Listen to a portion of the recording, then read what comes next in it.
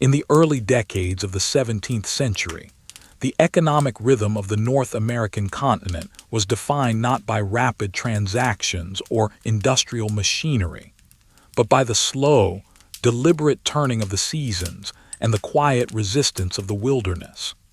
The landscape presented itself as a vast, uncounted inventory of raw materials, stretching from the rocky coastlines of the Atlantic into the dense, shadowed interiors of the hardwood forests. Here, the concept of an economy was indistinguishable from the daily mechanics of survival. There were no banks, no stock exchanges, and no factories. There was only the soil, the weather, and the physical capacity of human labor to alter the immediate environment. The silence of the land was broken only by the rhythmic strike of an iron axe against oak and pine, a sound that marked the primary method of capital accumulation, the clearing of land. The process of establishing a foothold was slow and methodical. A single family, working from dawn until the light failed, might clear only a few acres in a year. The trees were formidable, centuries old, with root systems that gripped the earth with immense strength. To remove them required a sequence of repetitive heavy movements. The axe head, forged from wrought iron and often imported from across the ocean, would bite into the wood, creating a pile of chips that smelled of sap and damp earth. Once a tree was felled, the labor did not end. It merely shifted form. The trunk had to be limbed, the branches stacked for burning or fencing, and the heavy logs maneuvered into place for construction or split for firewood. The stumps remained, stubborn obstacles in the fields that forced the plowman to navigate a winding path for years until the roots eventually rotted into the ground. This was the foundational layer of the agrarian economy. The value of a farm was measured in the amount of cleared land and the durability of the fences that defined its perimeter. These fences were built from the very stones pulled from the soil or from the split rails of the felled timber, utilizing the materials at hand to impose order upon the landscape. The work was solitary and quiet. A farmer would walk behind an ox or a horse, guiding a plow that turned the soil in long, straight furrows. The earth, rich with the decomposition of the ancient forest, was dark and heavy. The planting of seeds, corn, wheat, rye, was an act of patience. Once the seed was in the ground, the economy paused. There was nothing to do but wait for the rain and the sun to perform their work. This period of waiting was an integral part of the economic structure. It was a time of maintenance, of mending tools, of tending to livestock, and of watching the sky. The harvest brought a shift in the daily routine. The quiet waiting gave way to a focused intensity. The crops had to be gathered before the frost settled or the rains rotted the grain in the field. Men, women, and children moved through the rows, cutting, binding, and stacking. The preservation of food was the primary hedge against future scarcity. Grain was threshed on the barn floor, the heavy flails beating the stalks in a rhythmic cadence to separate the edible kernel from the chaff. The dust from the husks filled the air, coating the beams of the barn in a fine, golden powder. Vegetables were buried in root cellars, cool, dark spaces dug into the earth where the temperature remained constant. Meat was salted and smoked, hung in curing sheds where the slow burn of hickory or apple wood transformed perishable flesh into a durable resource that could sustain a household through the long, dormant winter. In these early settlements, currency in the form of silver or gold coins was exceedingly rare. The economy operated on a complex web of credit and barter. A ledger book, often kept by a local merchant or a prosperous landowner, served as the central database of the community's wealth. In these books, value was recorded in meticulous handwriting. A day of labor was entered on one side of the page, balanced against a quantity of nails, a bolt of cloth, or a bag of salt on the other. Debts were not abstract numbers. They were obligations to be met with bushels of corn, cords of wood, or firkins of butter. The entire system relied on personal reputation and the visibility of one's labor. If a man needed a saw, he might trade a portion of his future harvest for it. The transaction was slow, personal, and recorded in ink that faded slowly over the decades. Trade with the outside world was dictated by the arrival of ships. The ocean was the only highway that mattered for the movement of heavy goods. A ship appearing on the horizon was a significant economic event. It brought items that could not be produced locally: glass for windows, iron for tools, gunpowder, tea, and fine textiles. In return, the ship required cargo to justify its voyage back to Europe. The commodities sent eastward were bulky and raw. Timber, particularly the tall, straight white pine suitable for ship masts, was floated down rivers to the coast. Furs, trapped in the deep interior and traded through networks of indigenous and colonial intermediaries, were packed into tight bales. Salted fish, caught in the cold waters of the Grand Banks, were packed into barrels. The loading of a ship was a logistical feat involving blocks and tackle, the groaning of ropes, and the synchronized heaving of stevedores. The river systems served as the arteries of this developing economy. Before the existence of reliable roads, water was the most efficient means of transport. Flat-bottomed boats and canoes navigated the currents, carrying goods from the interior to the market towns that grew up around the harbors. The flow of the river determined the speed of commerce. Moving upstream was a laborious process, requiring poles and strong backs to push against the current. Moving downstream was easier, but dependent on water levels. A drought could strand a barge on a mudbank, halting trade until the rains returned. The frozen rivers of winter transformed into ice roads, allowing sledges to carry heavy loads that would have bogged down in the mud of summer. The seasons dictated the logistics of movement entirely. In the southern regions, the economic focus settled on a single demanding plant: tobacco.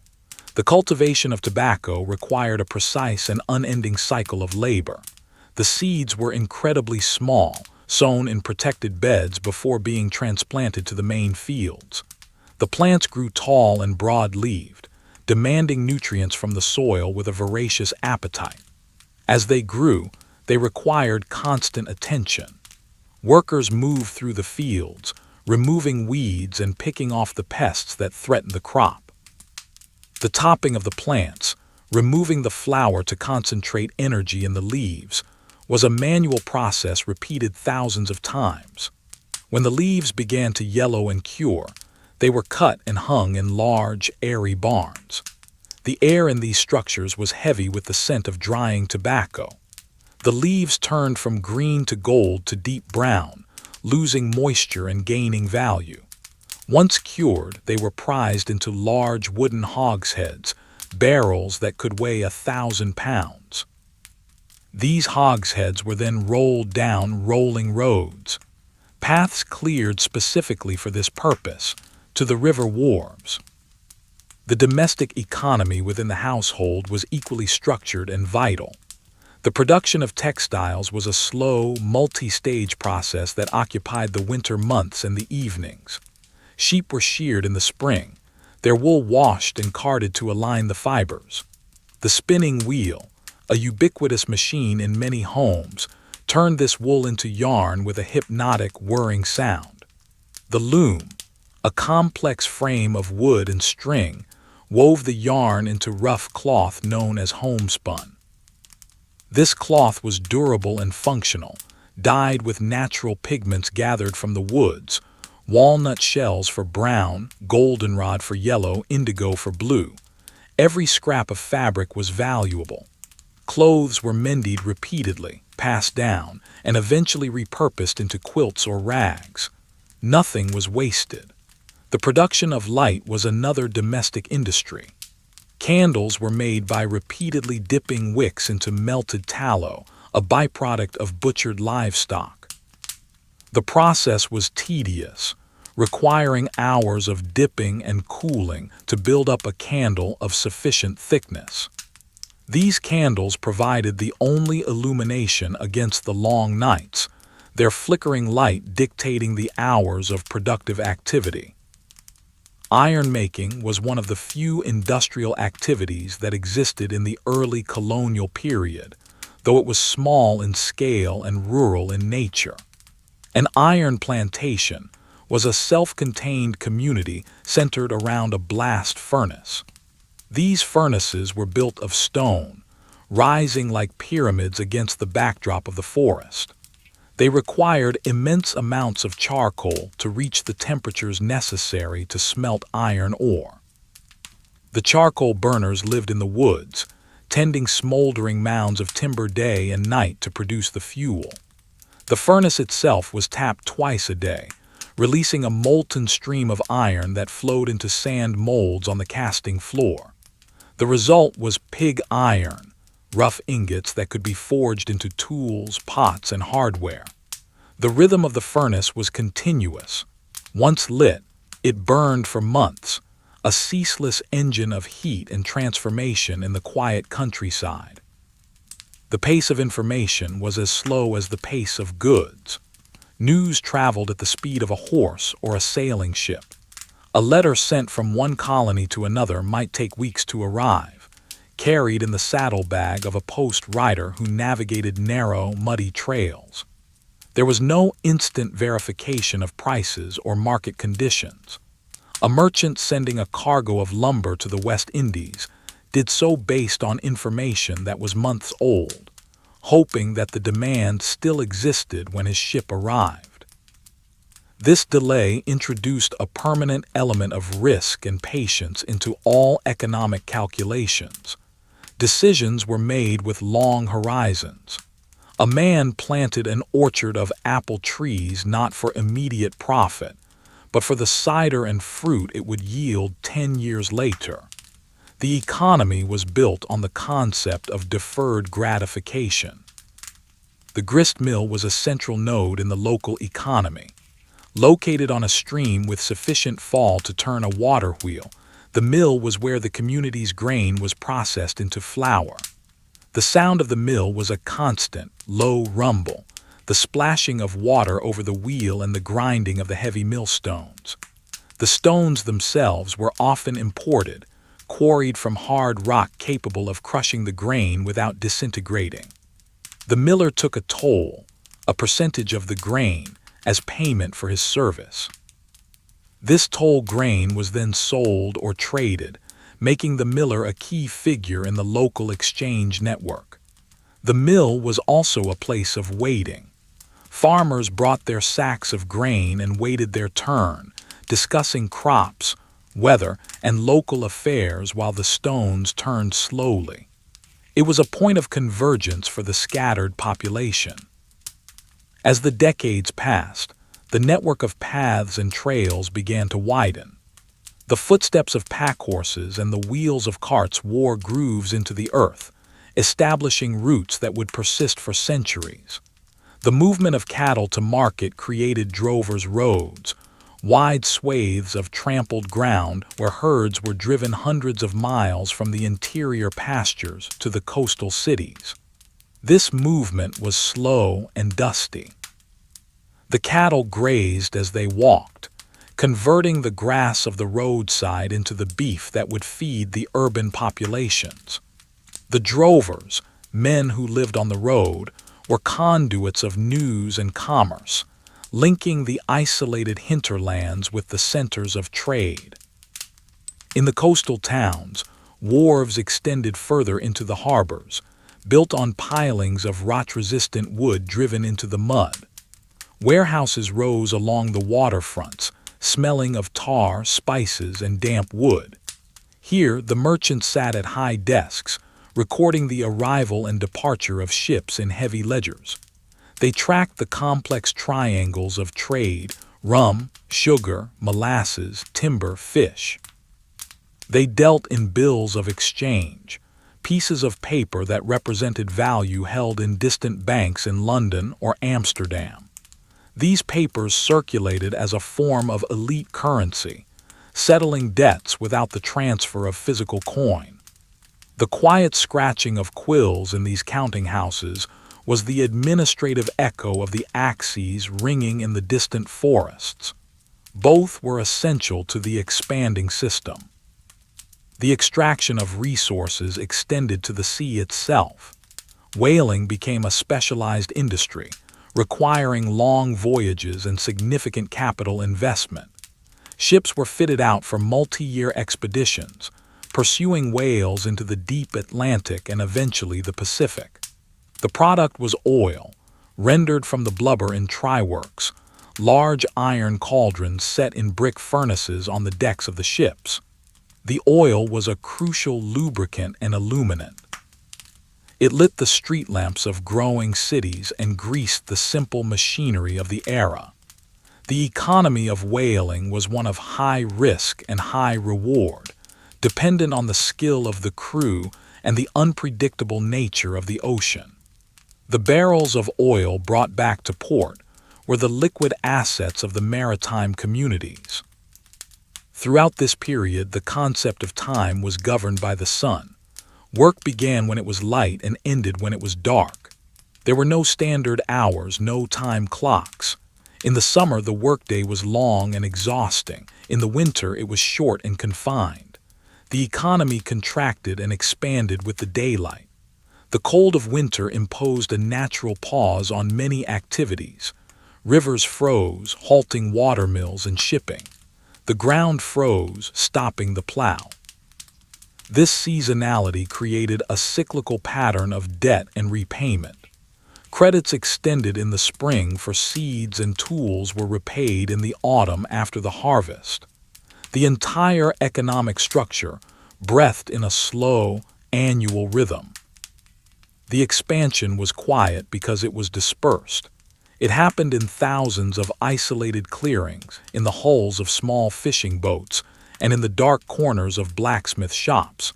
It was an accumulation of small improvements. A stone wall extended by 10 feet, a new barn raised, a swamp drained to create a meadow, a better road graded through a mountain pass. These incremental changes, when aggregated across the continent, represented a massive increase in productive capacity.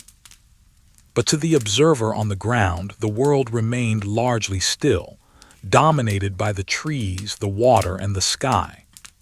The horizon was always distant, and the silence of the land was a heavy, constant presence, absorbing the noise of labor and slowly, imperceptibly, yielding to the order of the economy. The tools of the trade remained simple and largely unchanged for generations. The scythe, used to mow hay, was a curved blade on a wooden snath, requiring a rhythmic swaying motion of the entire body. The flail, the hoe, the spade, these were the extensions of the human hand. The maintenance of these tools was a ritual. Blades had to be sharpened on grindstones, handles replaced when they splintered. The relationship between the worker and the tool was intimate. A well-balanced axe was a prized possession, cared for with oil and stone. The efficiency of the economy depended on the sharpness of the edge and the strength of the handle. In the workshops of the artisans, the coopers, the wheelwrights, the tanners, the transmission of knowledge was personal. Apprenticeship was the system of education. A young man was bound to a master for a period of years, living in his household and learning the mysteries of the craft by observation and repetition. There were no textbooks. The knowledge was in the hands. The cooper learned how to shape a stave so that it would form a watertight barrel without glue or nails, relying only on the pressure of iron hoops. The wheelwright learned to select the wood for the spokes, the felloes, and the hub, understanding how different timbers reacted to stress and weather. This transfer of skill was slow, ensuring continuity but limiting rapid innovation. The economy grew through the replication of these established skills, spreading them from town to town as apprentices became masters and set up their own shops. As the population grew, the pressure on the land increased. The sons of farmers looked west, beyond the established fences, to the lands that were still forest. The cycle of clearing began again, repeating the pattern established by the previous generation. The wagon, loaded with household goods and tools, moving slowly along a rutted track toward the horizon, was the visual symbol of this expansion. It was a movement of households, of economic units seeking new resources to exploit. The frontier was not a line on a map, but a zone where the labor of clearing was just beginning, where the silence of the wilderness was about to be broken by the first strike of the axe. The gathering of maple syrup in the northern regions was another seasonal ritual that tapped into the natural abundance. In the late winter, when the days grew warm but the nights remained freezing, the sap of the maple trees began to flow. Spiles made of elderberry or sumac were driven into the trunks, and the clear, slightly sweet liquid dripped into wooden buckets. It was a time of mud and melting snow. The sap was gathered and boiled down in large kettles over open fires, a process that required constant tending to prevent burning. It took 40 gallons of sap to produce a single gallon of syrup. This sugar was a crucial calorie source and a trade good, produced entirely from the resources of the forest without the need for cultivation. It was a harvest of the wild, dependent on the specific microclimate of the season. The infrastructure of the economy was built of wood and stone, materials that aged and weathered. Bridges were simple timber spans that often washed away in spring floods, requiring rebuilding. Mills burned down and were reconstructed. The physical capital was fragile, subject to fire, rot, and storm. The persistence of the economy lay in the persistence of the people, in their willingness to rebuild, to replant, and to repair. The quiet expansion was a testament to resilience, a steady accumulation of effort in the face of a natural world that was both generous and indifferent.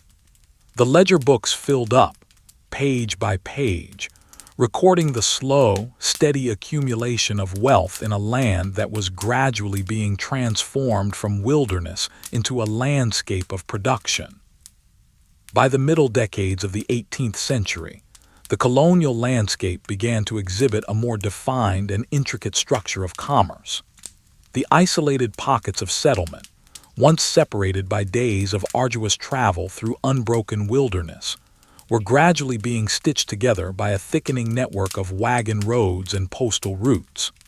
The economy had transitioned from a primary focus on mere survival to a complex system of accumulation, distribution, and specialized production. The silence of the deep forest was now frequently punctuated by the rumble of heavy wheels and the cracking of whips, as the logistics of transport became the central artery of colonial life. The dirt tracks, widened by years of usage, evolved into recognized highways, though they remained unpaved and subject to the whims of the weather. In the dry months, they were ribbons of hard-packed earth that pulverized into choking dust under the hooves of oxen. In the wet seasons, they transformed into quagmires of mud that could swallow a wheel up to the axle, halting commerce until the ground firmed. The primary vehicle of this era's overland logistics was the heavy freight wagon, a masterpiece of functional carpentry designed to navigate the rough terrain. Constructed with a floor that curved downward in the center, the design ensured that barrels and crates would settle toward the middle during transit rather than shifting against the sides and destabilizing the load. The wheels were massive, shod in iron tires that crunched over the rocky outcrops of the road. These wagons were pulled by teams of 4 or 6 horses, powerful animals bred for stamina rather than speed. The driver did not sit on the wagon but walked alongside or rode the left-wheel horse, guiding the team with voice commands and a long leather rein. The movement of goods, grain from the interior, iron from the furnaces, salted meat from the curing sheds, was a slow, grinding process. A wagon might cover only 10 or 15 miles in a day. The pace of the economy was calibrated to the walking speed of a draft horse and the friction of iron on dirt. Along these routes, a supporting infrastructure of taverns and way stations emerged to service the flow of traffic. These were not merely places of rest but essential nodes in the logistic chain. A tavern keeper provided fodder and water for the teams, secure storage for high-value cargo, and a gathering point for information. In the common rooms, amidst the smoke of clay pipes and the smell of roasting meat, news of market prices, road conditions, and the creditworthiness of distant merchants was exchanged. The walls were often plastered with broadsides and notices, advertisements for runaway indentured servants, schedules for coastal packets, and announcements of public auctions. The tavern served as an informal exchange, where deals were struck and the reputation of traders was weighed and measured. In the coastal cities, Philadelphia, Boston, New York, Charleston, the economy took on a density and sophistication that mirrored the great ports of Europe. The waterfronts were chaotic hives of organized activity. Wharves extended like fingers into the deep water, crowded with the masts of sloops, schooners, brigs, and ships. The air was thick with the scent of tar, damp hemp, rotting seaweed, and the specific aromas of the cargoes. The sweetness of molasses, the pungent tang of dried cod, the sharp bite of raw indigo. The loading and unloading of ships was a manual science. Stevedores, working in rhythm, utilized block and tackle systems to hoist heavy hogsheads from the holds. Every barrel had to be inspected, counted, and recorded. The cooper was an essential figure on the wharf, constantly repairing the wooden containers that were the universal packaging of the age. A loose hoop or a cracked stave could mean the loss of valuable merchandise, so the tapping of the cooper's hammer was a constant percussion in the port districts. Behind the wharves lay the counting houses, the nerve centers of the Atlantic trade. These were quiet, dusty rooms where the true weight of the economy was managed. Merchants sat at high, slanted desks, surrounded by pigeonholes stuffed with correspondence. The tools of their trade were the quill, the inkwell, and the ledger. The ledger was a large, leather-bound volume where the chaos of global trade was reduced to neat columns of debit and credit. Writing was a physical labor. The ink had to be mixed, the quills constantly sharpened with a small knife. Copies of every letter were made by hand in letter books, preserving a record of instructions sent to captains and agents across the ocean. The language of commerce was formal and precise. A merchant in Philadelphia might write to an agent in London, ordering a shipment of fine cloth and hardware, specifying the insurance rates, and detailing the cargo of flaxseed or barrel staves being sent in return. Risk was the silent partner in every transaction. The concept of marine insurance began to formalize, with groups of underwriters gathering in coffee houses to sign their names to policies, spreading the financial risk of a voyage among many to prevent the ruin of one. A ship might be lost to a storm, seized by privateers, or wrecked on an uncharted shoal. To mitigate this, merchants diversified their ventures, owning shares in multiple vessels rather than risking their entire capital on a single keel.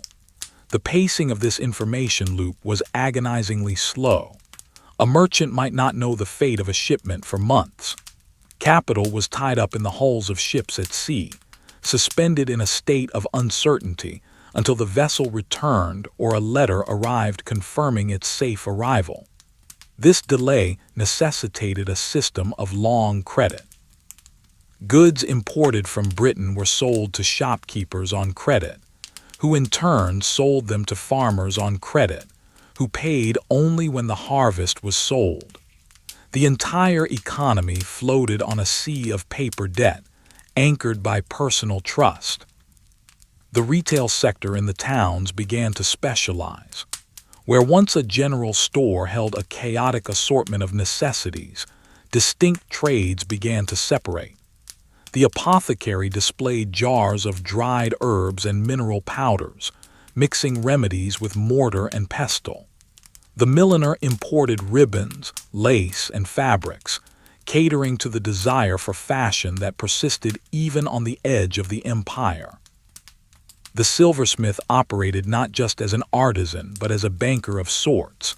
Melting down coins to create teapots and spoons was a way for a household to store wealth in an identifiable, recoverable form. The sound of the silversmith's hammer, shaping a flat sheet of metal into a hollow vessel, was a testament to the accumulation of surplus capital. These workshops were orderly spaces, with tools hung in precise rows and fires kept banked and ready.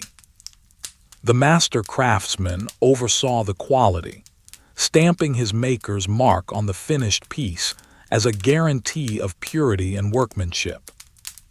Printing presses became engines of commerce.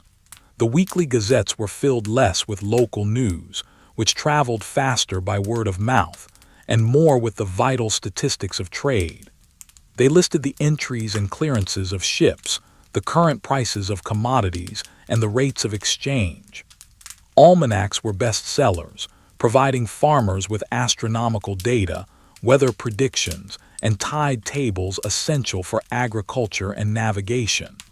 The printed word facilitated the standardization of the economy. Forms for bills of lading, indentures, and powers of attorney were printed in bulk, creating a legal uniformity that greased the wheels of contract and obligation. The smell of ink and damp paper in the print shop was the scent of information being systematized. In the southern colonies, the scale of agriculture expanded into vast, labor-intensive systems. The cultivation of rice in the lowcountry required the reshaping of the earth itself. Tidal swamps were drained and enclosed by elaborate systems of dikes and sluice gates. The engineering required to manage the flow of fresh and salt water was precise. The fields had to be flooded at specific intervals to kill weeds and support the rice stalks, then drained for the harvest. This was hydraulic agriculture, turning the chaotic marsh into a regulated machine of production. The thrashing of rice was a brutal, repetitive task, often done with heavy wooden pestles in hollowed-out logs to remove the husks. The resulting grain, Carolina gold, was packed into barrels and shipped to feed the populations of the Caribbean and southern Europe.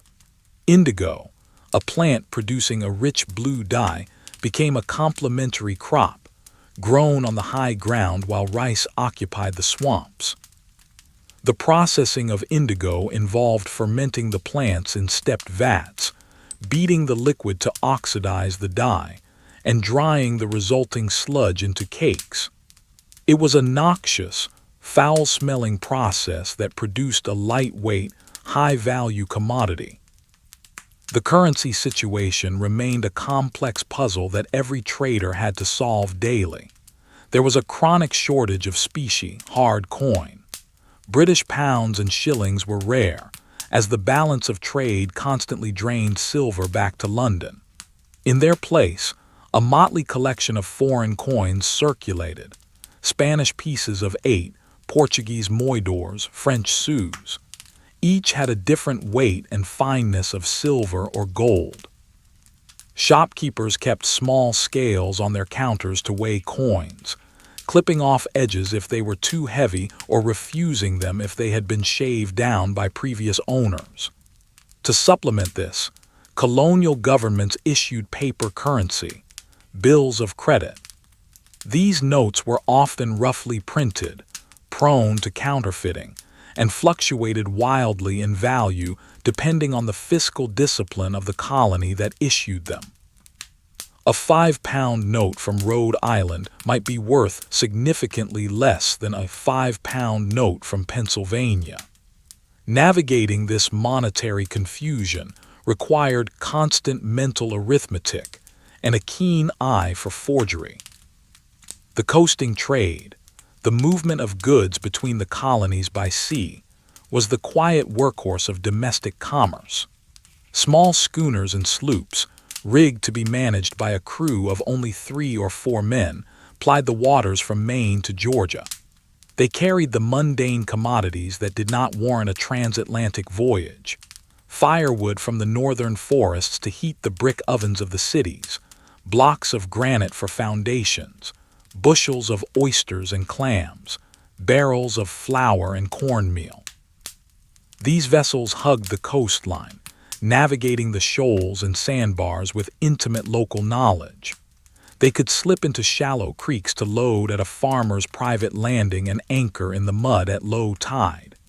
This fleet of small vessels created a fluid marketplace, balancing surpluses and deficits between the regions. If the wheat harvest failed in one area, coasters brought flour from another. Shipbuilding itself evolved into a major industrial sector. The abundance of timber gave the colonies a distinct advantage. A shipyard was a sensory landscape of sawdust and steam. The keel of a new vessel was laid on blocks near the water's edge, a massive spine of white oak. From this, the ribs rose like the skeleton of a great beast. The planking required the wood to be made pliable. Long boards were placed in steam boxes until they could be bent and clamped to the curvature of the hull. The fastening was done with trunnels, dry wooden pegs known as trunnels, that expanded when wet to create a tight seal, or with iron spikes forged by the yard's blacksmith. The seams between the planks were caulked with oakum, old rope picked apart into fibers, and sealed with hot pitch. The launch of a ship was a moment of communal significance, but the work continued as the vessel was masted and rigged. The rope walks, long, narrow buildings where hemp was twisted into cordage, hummed with the sound of the spinning wheels. A large ship required miles of rigging, a complex web of lines that had to be strong enough to hold the sails in a gale, yet flexible enough to run through the blocks. In the interior, the iron industry grew in sophistication. Beyond the simple production of pig iron, forges began to appear that could refine the metal into bar iron, a malleable form suitable for blacksmiths. Giant trip hammers, powered by water wheels, pounded the red-hot iron with rhythmic, ground-shaking thuds, squeezing out impurities and shaping the metal. Slitting mills, utilizing shear blades turned by water power, cut flattened iron bars into thin rods that could be easily chopped into nails. Nails were a crucial commodity in a wooden world, used for everything from shingling roofs to building furniture. The production of nails was often a cottage industry, with families hammering away at small anvils by the fireside during the winter evenings, filling small kegs to be traded at the local store. The management of time began to shift from the purely agricultural to the mercantile. While the farmer still looked to the sun, the merchant looked to the clock. Expensive tall case clocks, housing intricate brass movements, began to appear in the hallways of prosperous homes. They chimed the hours, imposing a mechanical grid on the day. Appointments were made, schedules were set. The concept of time is money, famously articulated during this era, began to take hold. Efficiency became a virtue. The speed at which a letter could be answered, or a ship unloaded, directly correlated to profit. Stone began to replace wood in the construction of permanent infrastructure. The cities began to pave their main streets with cobblestones, round river rocks hammered into the dirt to create a durable surface that could withstand the heavy traffic of carts. Brick kilns fired millions of rectangular blocks from the local clay, creating the material for warehouses and townhomes that would not rot or burn easily. The color of the cities turned from the gray of weathered pine to the warm red of fired brick.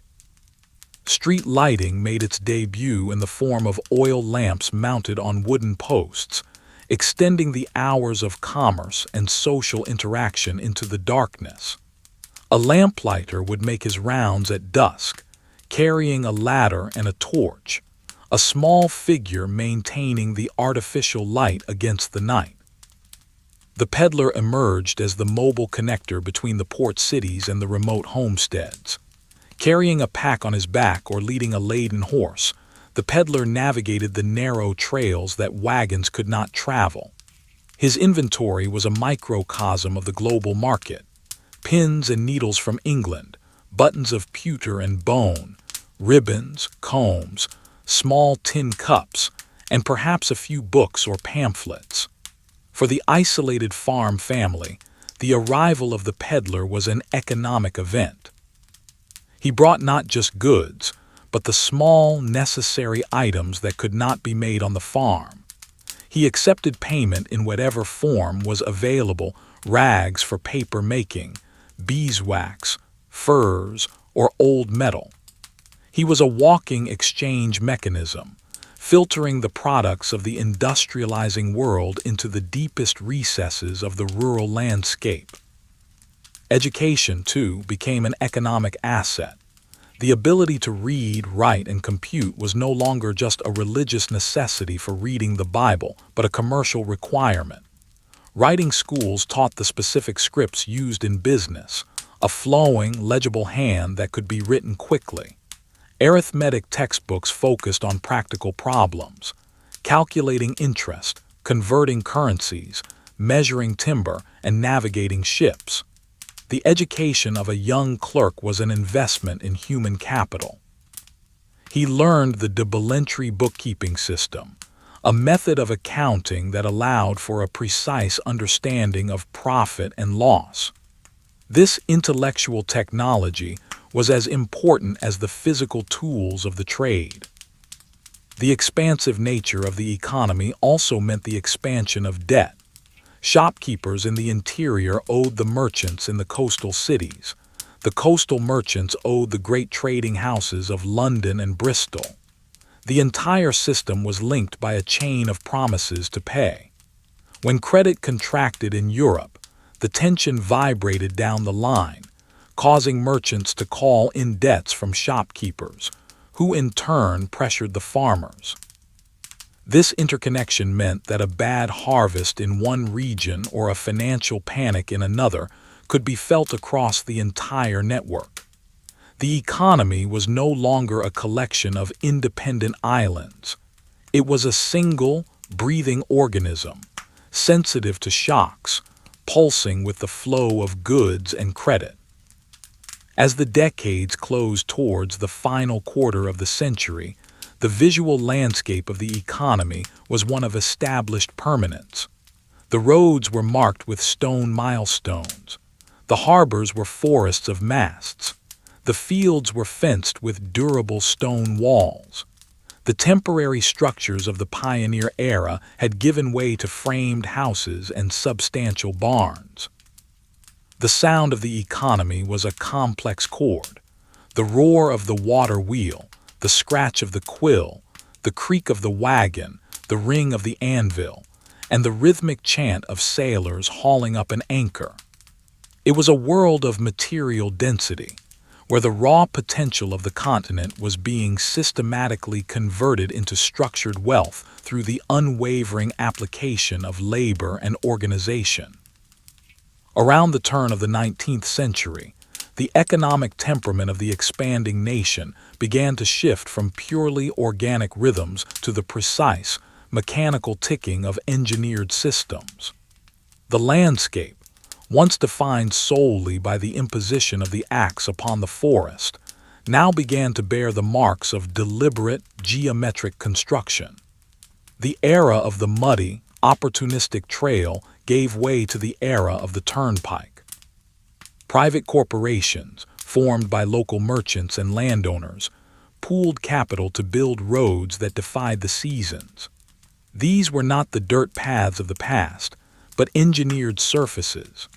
A foundation of large stones was laid first, followed by layers of smaller, crushed rock, compacted to form a convex surface that shed water into drainage ditches.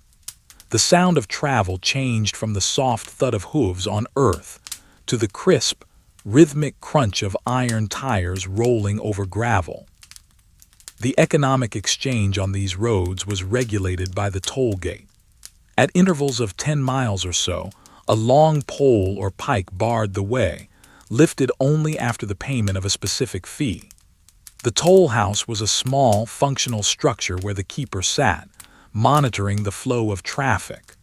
Rates were posted on wooden boards, a few cents for a horse and rider, more for a wagon, and a specific calculation for droves of cattle or sheep.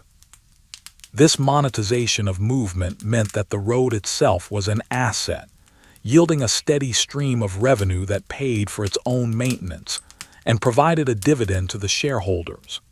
The speed of commerce increased. Stagecoaches, painted in bright, durable lacquers, operated on published schedules. They did not stop for the night but changed horses at relay stations, running through the darkness with lanterns swaying, carrying mail and passengers in a continuous loop of motion. In the river valleys of the Northeast, the relationship between water and work underwent a fundamental transformation. The water wheel was no longer just for grinding grain or sawing wood. It was harnessed to power the new machinery of textile production. These early mills were built of brick or stone, rising alongside the fast-flowing streams. Inside, the air was filled with a different kind of noise, the high-pitched whir of the water frame and the clatter of the power loom. The process of making cloth, once a solitary domestic task performed by the fireside, was decomposed into a series of mechanical operations. Bales of raw cotton were broken open, the fibers carded by cylindrical wire brushes into long, soft slivers. These slivers were drawn out and twisted into thread by machines that spun dozens of spindles simultaneously. The human role shifted from creator to tender. Women and children walked the aisles between the machines, watching for broken threads, replacing bobbins and sweeping the lint that accumulated like snow in the corners of the room. The day was regulated not by the sun, but by the factory bell, which rang to signal the start of work, the break for a meal, and the cessation of labor. In the southern regions, the agricultural economy was revolutionized by a simple mechanical device designed to separate seed from fiber. The interior of the cotton gin was a box containing a wooden cylinder armed with rows of wire teeth. As the cylinder turned, the teeth pulled the cotton fibers through a slotted metal grate. The slots were too narrow for the seeds to pass, stripping them away. A rotating brush then swept the clean lint from the teeth. This mechanism, powered by a horse walking in a circle or a water wheel, increased the processing capacity of a plantation 100-fold. The immediate result was the vertical integration of the landscape. Fields were cleared with renewed intensity to plant the crop. The white fibers were pressed into massive, square bales, bound with iron ties and wrapped in bagging. These bales became the standard unit of the southern economy, stacked in high piles on the river landings, waiting for the flatboats and keelboats that would float them down the river systems to the Gulf. The logistics of the river trade evolved with the introduction of the flatboat on a massive scale. These were rectangular, box-like vessels, essentially floating warehouses built from rough-sawn lumber. They were loaded with the produce of the interior, barrels of flour, whiskey, pork, and the ever-present cotton. Guided by long sweeps, giant oars mounted on pivots, the flatboat crews navigated the currents, avoiding snags and sandbars. It was a one-way journey. Upon reaching the port city at the mouth of the river, the cargo was sold, and the boat itself was dismantled and sold as lumber. The crews would then walk back north along the dangerous trails or, increasingly, book passage on the new steam-powered vessels that were beginning to make their way upstream against the current. The steamboat introduced a new sound to the river, the rhythmic chuffing of the high-pressure engine and the splash of the paddle wheel. These vessels were floating, intricate machines, requiring a constant diet of wood to feed the boilers. Woodyards sprang up along the riverbanks, where stacks of cordwood were measured and sold to the passing captains. In the financial centers of the cities, the nature of money was changing. The chaotic mix of foreign coins was gradually being supplemented, and in some cases replaced, by paper banknotes issued by chartered banks. These institutions were housed in buildings designed to project permanence and security, often mimicking the architecture of Greek temples with stone columns and heavy pediments. Inside, the atmosphere was hushed and clerical. The physical security of capital was paramount. Massive iron vaults, secured with complex key and dial locks, held the specie, the gold and silver reserves, that backed the paper notes. The banker was a judge of character and collateral. He sat in a private office, reviewing applications for loans, discounting commercial paper, and signing the banknotes that would circulate through the community. The lifespan of a banknote was a journey of its own. It would pass from the bank to a merchant, to a farmer, to a tavern keeper, traveling hundreds of miles until the paper became soft and worn, eventually returning to the bank to be redeemed or retired. The preservation of value extended to the harvesting of coal itself. A new industry emerged centered on the extraction of ice.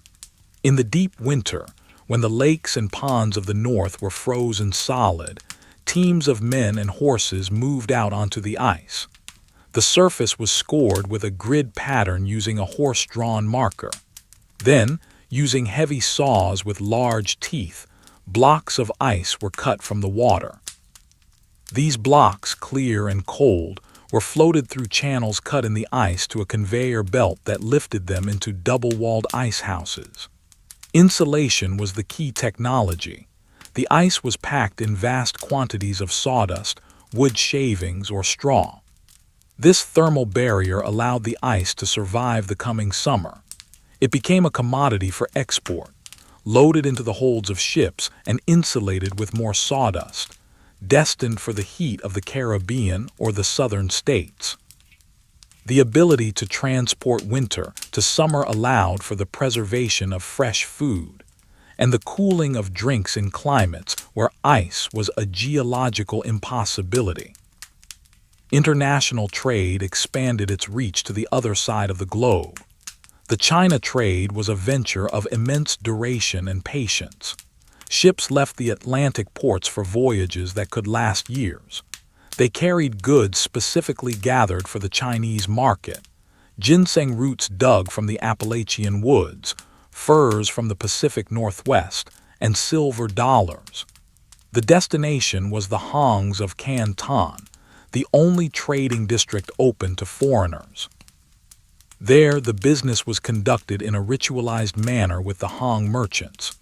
The ships returned heavy with chests of tea, tightly packed to maximize space, bales of silk, and crates of porcelain packed in straw. The porcelain, often blue and white, brought a refined aesthetic to the American table. The arrival of a China ship was a sensory event. The hold smelled of tea and exotic spices, a scent that lingered in the warehouses long after the cargo was sold. urban infrastructure began to move underground. As the density of the cities increased, the need for a reliable water supply became critical. Hollowed-out logs, joined together with iron bands, formed the first municipal water mains. A steam engine, pumping slowly and steadily, would raise water from a river or a reservoir into an elevated tank, creating the pressure necessary to distribute it through the wooden pipes. Hydrants appeared on street corners, simple iron posts that allowed residents to draw water without relying on potentially contaminated wells. The digging of trenches for these pipes was a constant activity in the growing streets, a disruption of the earth to lay the arteries of a modern utility. Simultaneously, the problem of fire was addressed by the formation of volunteer fire companies. These were social and civic organizations as much as emergency services. They maintained hand-pumped engines, beautifully decorated with gold leaf and polished brass. When the alarm bell rang, the members dropped their work to drag the engine through the streets, drawing water from the new hydrants or from cisterns to fight the flames. The systemization of invention was formalized with the establishment of a patent office. No longer were improvements in machinery merely local secrets passed from master to apprentice. An inventor could now submit a description and a model of his device: a better plow, a new type of nail-making machine, an improved stove. These miniature models, crafted with precision, lined the shelves of the patent office, a physical library of mechanical ingenuity. The granting of a patent was a legal recognition of intellectual property, turning an idea into a tradable asset. This encouraged a culture of tinkering and improvement. In workshops across the country, men spent their evenings refining gears and levers, hoping to secure the document that would grant them exclusive rights to their creation. The whaling industry, moving out from the coastal islands, became a global enterprise of oil extraction. The ships grew larger and more self-sufficient, designed to stay at sea for 3 or 4 years at a time. The target shifted to the sperm whale, prized for the high-quality oil in its head case, known as spermaceti. This substance burned with a bright, clear light and did not smell, making it the premium illuminant for the wealthy and for lighthouses. The refining process became more industrial. Candles made from spermaceti were standardized to burn at a specific rate, becoming a benchmark for measuring light intensity. The logistical tail of the whaling fleet wrapped around the world, with supply depots in the Pacific Islands where ships could provision with fresh water, wood, and vegetables before returning to the hunt. On the domestic front, the kitchen stove began to replace the open hearth. The cast-iron cookstove was a contained unit that radiated heat more efficiently and consumed less fuel. It had varying temperature zones on its surface for boiling and simmering, and an oven for baking. This shifted the focal point of the kitchen. The open fire, with its drafts and dangers, was enclosed in iron. The rhythm of cooking became more precise. Temperature could be regulated by adjusting dampers and flues. The stove required stovewood, cut to specific short lengths, creating a new market for fuel that was distinct from the long logs of the fireplace. The dissemination of information accelerated with the improvement of the postal system. Post roads were designated by the government, and contracts were issued for the carrying of mail. The mail stage was a priority vehicle, moving faster than regular traffic. Newspapers, enjoying favorable postal rates, circulated widely, carrying price currents and shipping news from city to city. The broadsheet newspaper was the internet of its day, a dense collage of small print advertisements, legal notices, and commercial intelligence. Merchants subscribed to papers from distant cities to track market trends. A price fluctuation in Liverpool or Havana would be read about in a counting house in New York or Baltimore weeks later, but the gap in knowledge was shrinking. In the shipyards, the design of vessels began to evolve toward speed. The bluff-bowed cargo carriers of the past were slowly influenced by sharper lines. The concept of hydrodynamics, though not yet fully understood scientifically, was applied by eye and experience. Builders lengthened the hulls and raked the masts, creating ships that could cut through the water with less resistance. This was crucial for the transport of perishable cargoes and for outrunning naval blockades during times of conflict. The sound of the shipyard was dominated by the adze, a tool used to smooth the timbers, and the constant hammering of the caulking mallets. Copper sheathing was applied to the hulls of ships bound for tropical waters, a layer of metal nailed over the wood to protect against shipworms. The copper turned green with oxidation, a visual indicator of a vessel fit for long-distance trade. The expansive energy of the economy also manifested in the standardization of the brick. In the expanding cities, the demand for fireproof building materials was insatiable. Brickyards, located on the outskirts where clay was abundant, operated on a massive scale. The clay was dug, mixed with water and sand in a pug mill turned by a horse, and pressed into wooden molds. The green bricks were dried in the sun in long rows before being stacked into kilns. The firing process took days. The fires kept burning day and night to vitrify the clay. The result was a uniform building block, durable and modular. The red brick city became the standard visual of the urban economy, a repetition of identical units forming a cohesive whole. Along the coast, the lighthouse became a critical component of economic infrastructure. These were not merely warning lights but navigational aids that allowed for 24-hour commerce. Built of stone or iron, they housed complex arrays of lamps and reflectors. The keeper's duty was strict. The light must be lit at sunset and extinguished at sunrise. The trimming of the wicks, the polishing of the reflectors, and the cleaning of the glass lantern room were daily rituals of maintenance. The light cutting through the darkness allowed captains to navigate hazardous shoals and enter ports at night, reducing the downtime of ships and increasing the velocity of trade. The concept of the corporation began to separate from the individual. Formerly, businesses were sole proprietorships or partnerships, where the owners were personally liable for all debts. The limited liability corporation, chartered by the state, created a legal entity that could own property, sue, and be sued, distinct from its shareholders. This allowed for the aggregation of capital from many small investors to fund large projects like turnpikes, bridges, and banks. The stock certificate, a piece of paper representing a fractional ownership in a bridge or a canal, became a tradable asset. This abstraction of ownership was a fundamental shift, allowing the economy to undertake projects that were beyond the scope of any single wealthy individual. As the era progressed, the integration of these systems created a humming, interconnected reality.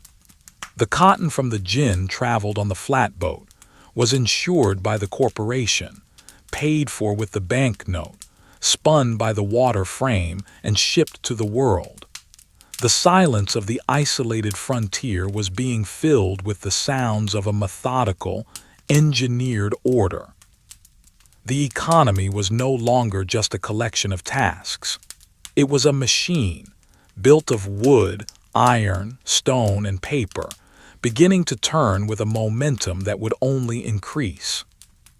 By the second quarter of the 19th century, the American landscape was being subjected to a new form of geographical surgery. The natural waterways, which had dictated the flow of commerce for generations, were no longer sufficient. The economy demanded a direct path from the Atlantic coast to the fertile interior basins, and where nature had failed to provide a river, labor and engineering carved one into the earth. The era of the canal had arrived. This was a monumental undertaking of excavation, performed almost entirely by human muscle. Thousands of laborers, many of them recent immigrants, dug through swamps and blasted through limestone ridges. The tool of the trade was the shovel, the pick, and the wheelbarrow. The canal prism, the shape of the ditch itself, was a precise geometric cut, typically 40 feet wide at the surface and 4 feet deep, designed to hold a static volume of water that allowed for the smooth, frictionless movement of heavy tonnage. The mechanics of the canal centered on the lock. These stone chambers were hydraulic elevators, allowing boats to climb over mountains. The operation was a sequence of controlled flooding. A canal boat, a long, narrow vessel with a blunt bow, would glide into the stone chamber. The massive wooden gates, balanced on iron pivots, were swung shut behind it, sealing the vessel in. Sluice valves were opened, allowing water from the higher elevation to rush into the chamber, boiling up from the bottom. As the water level rose, so did the boat, lifting tons of grain, lumber, or coal with the gentle force of buoyancy. When the water inside matched the level of the upper canal, the forward gates were opened and the boat continued its journey. The motive power was provided by mules or horses walking along a towpath on the bank, connected to the boat by a long tow line. The pace was steady, 4 miles an hour, but the capacity was immense. A single horse could pull a barge carrying 30 tons of cargo, a load that would have required dozens of wagons on the best roads. This artificial network silenced the friction of the turnpike. The cost of shipping freight dropped precipitously. Wheat grown in the Western territories could now reach the eastern cities at a fraction of the former price, integrating the isolated frontier farmer into the global market.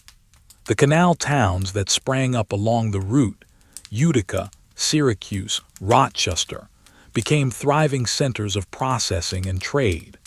Warehouses lined the banks, their loading doors opening directly onto the water. The sound of the canal was the clip-clop of mule hooves, the creak of the rudder, and the blowing of the boatman's horn to signal his approach to a lock. It was a linear economy, moving in a slow, continuous stream across the state. While the canals tamed the horizontal distances, a new fuel began to transform the vertical potential of industry. Anthracite coal, a hard, shiny black rock mined from the folded ridges of the mountains, replaced wood as the primary industrial heat source. Unlike wood, which burned quickly and with variable heat, anthracite burned hot, clean, and long, provided it was given a strong draft. The mining of this coal was a dark, dangerous industry.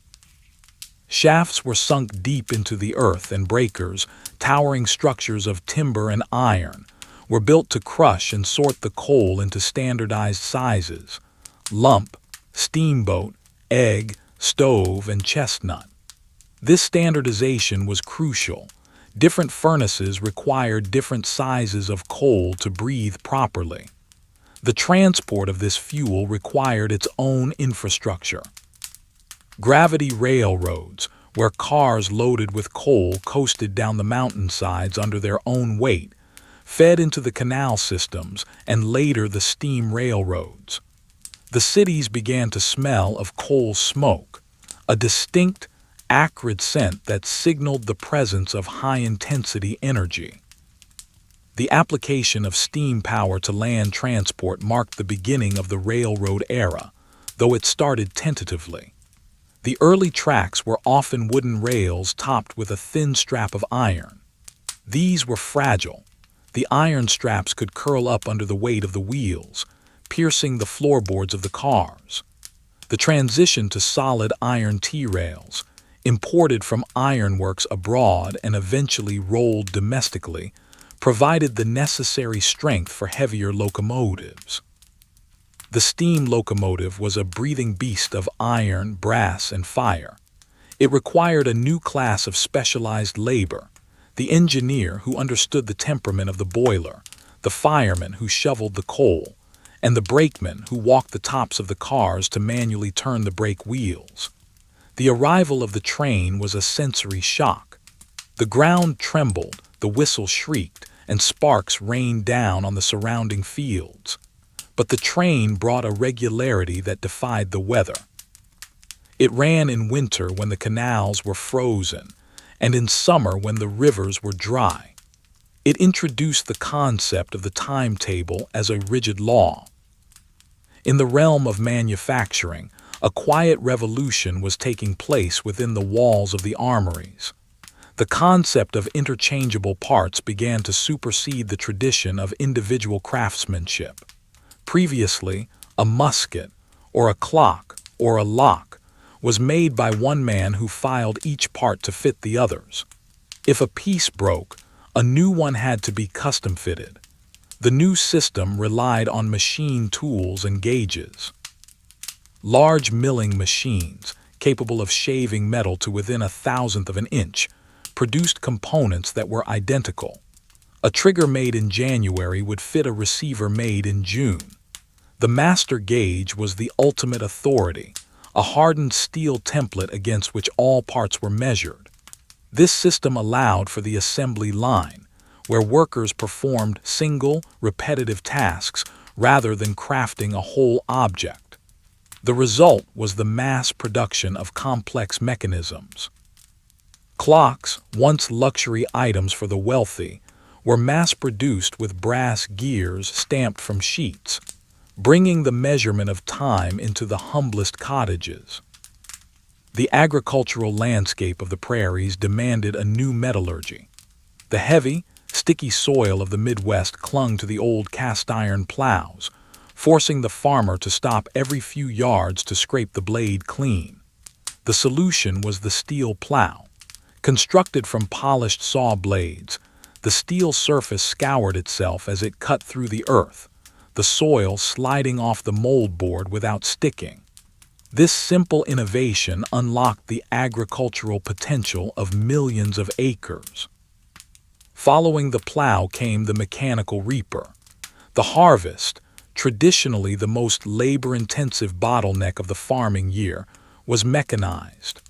The reaper, a horse-drawn machine with a vibrating cutting bar and a reeling mechanism, could do the work of a dozen men with scythes. The sound of the harvest changed from the swish of the blade to the clatter of gears.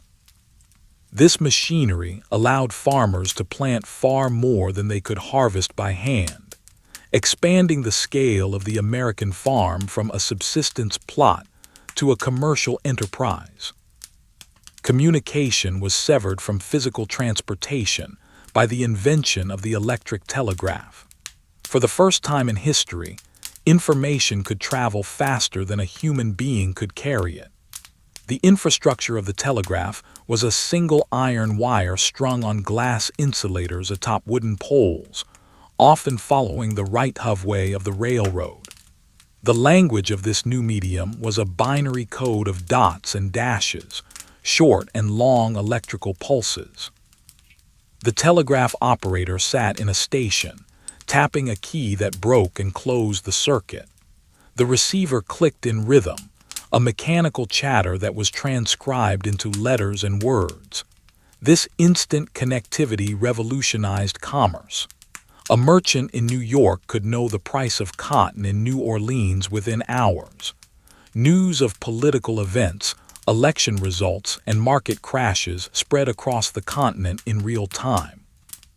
The telegraph created a unified national consciousness, a nervous system that linked the disparate organs of the economy. The construction of the built environment also underwent a structural shift.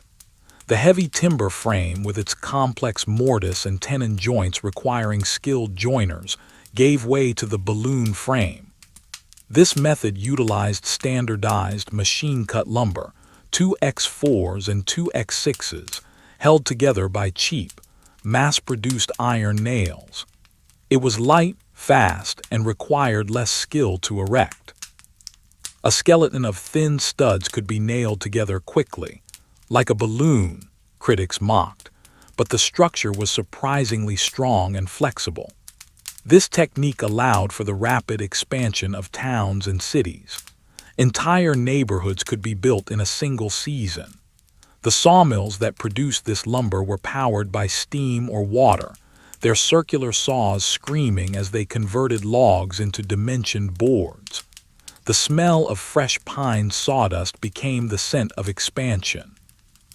In the burgeoning cities, the influx of population created a density that required new systems of order. The night watch was replaced by professional police forces, uniformed and salaried, patrolling the streets to maintain the peace required for commerce. Gas lighting began to replace oil lamps in the urban centers. Coal gas, produced by baking coal in sealed retorts, was piped through underground mains to street lamps and private homes. The gas flame was brighter and steadier than oil, extending the productive hours of the day even further.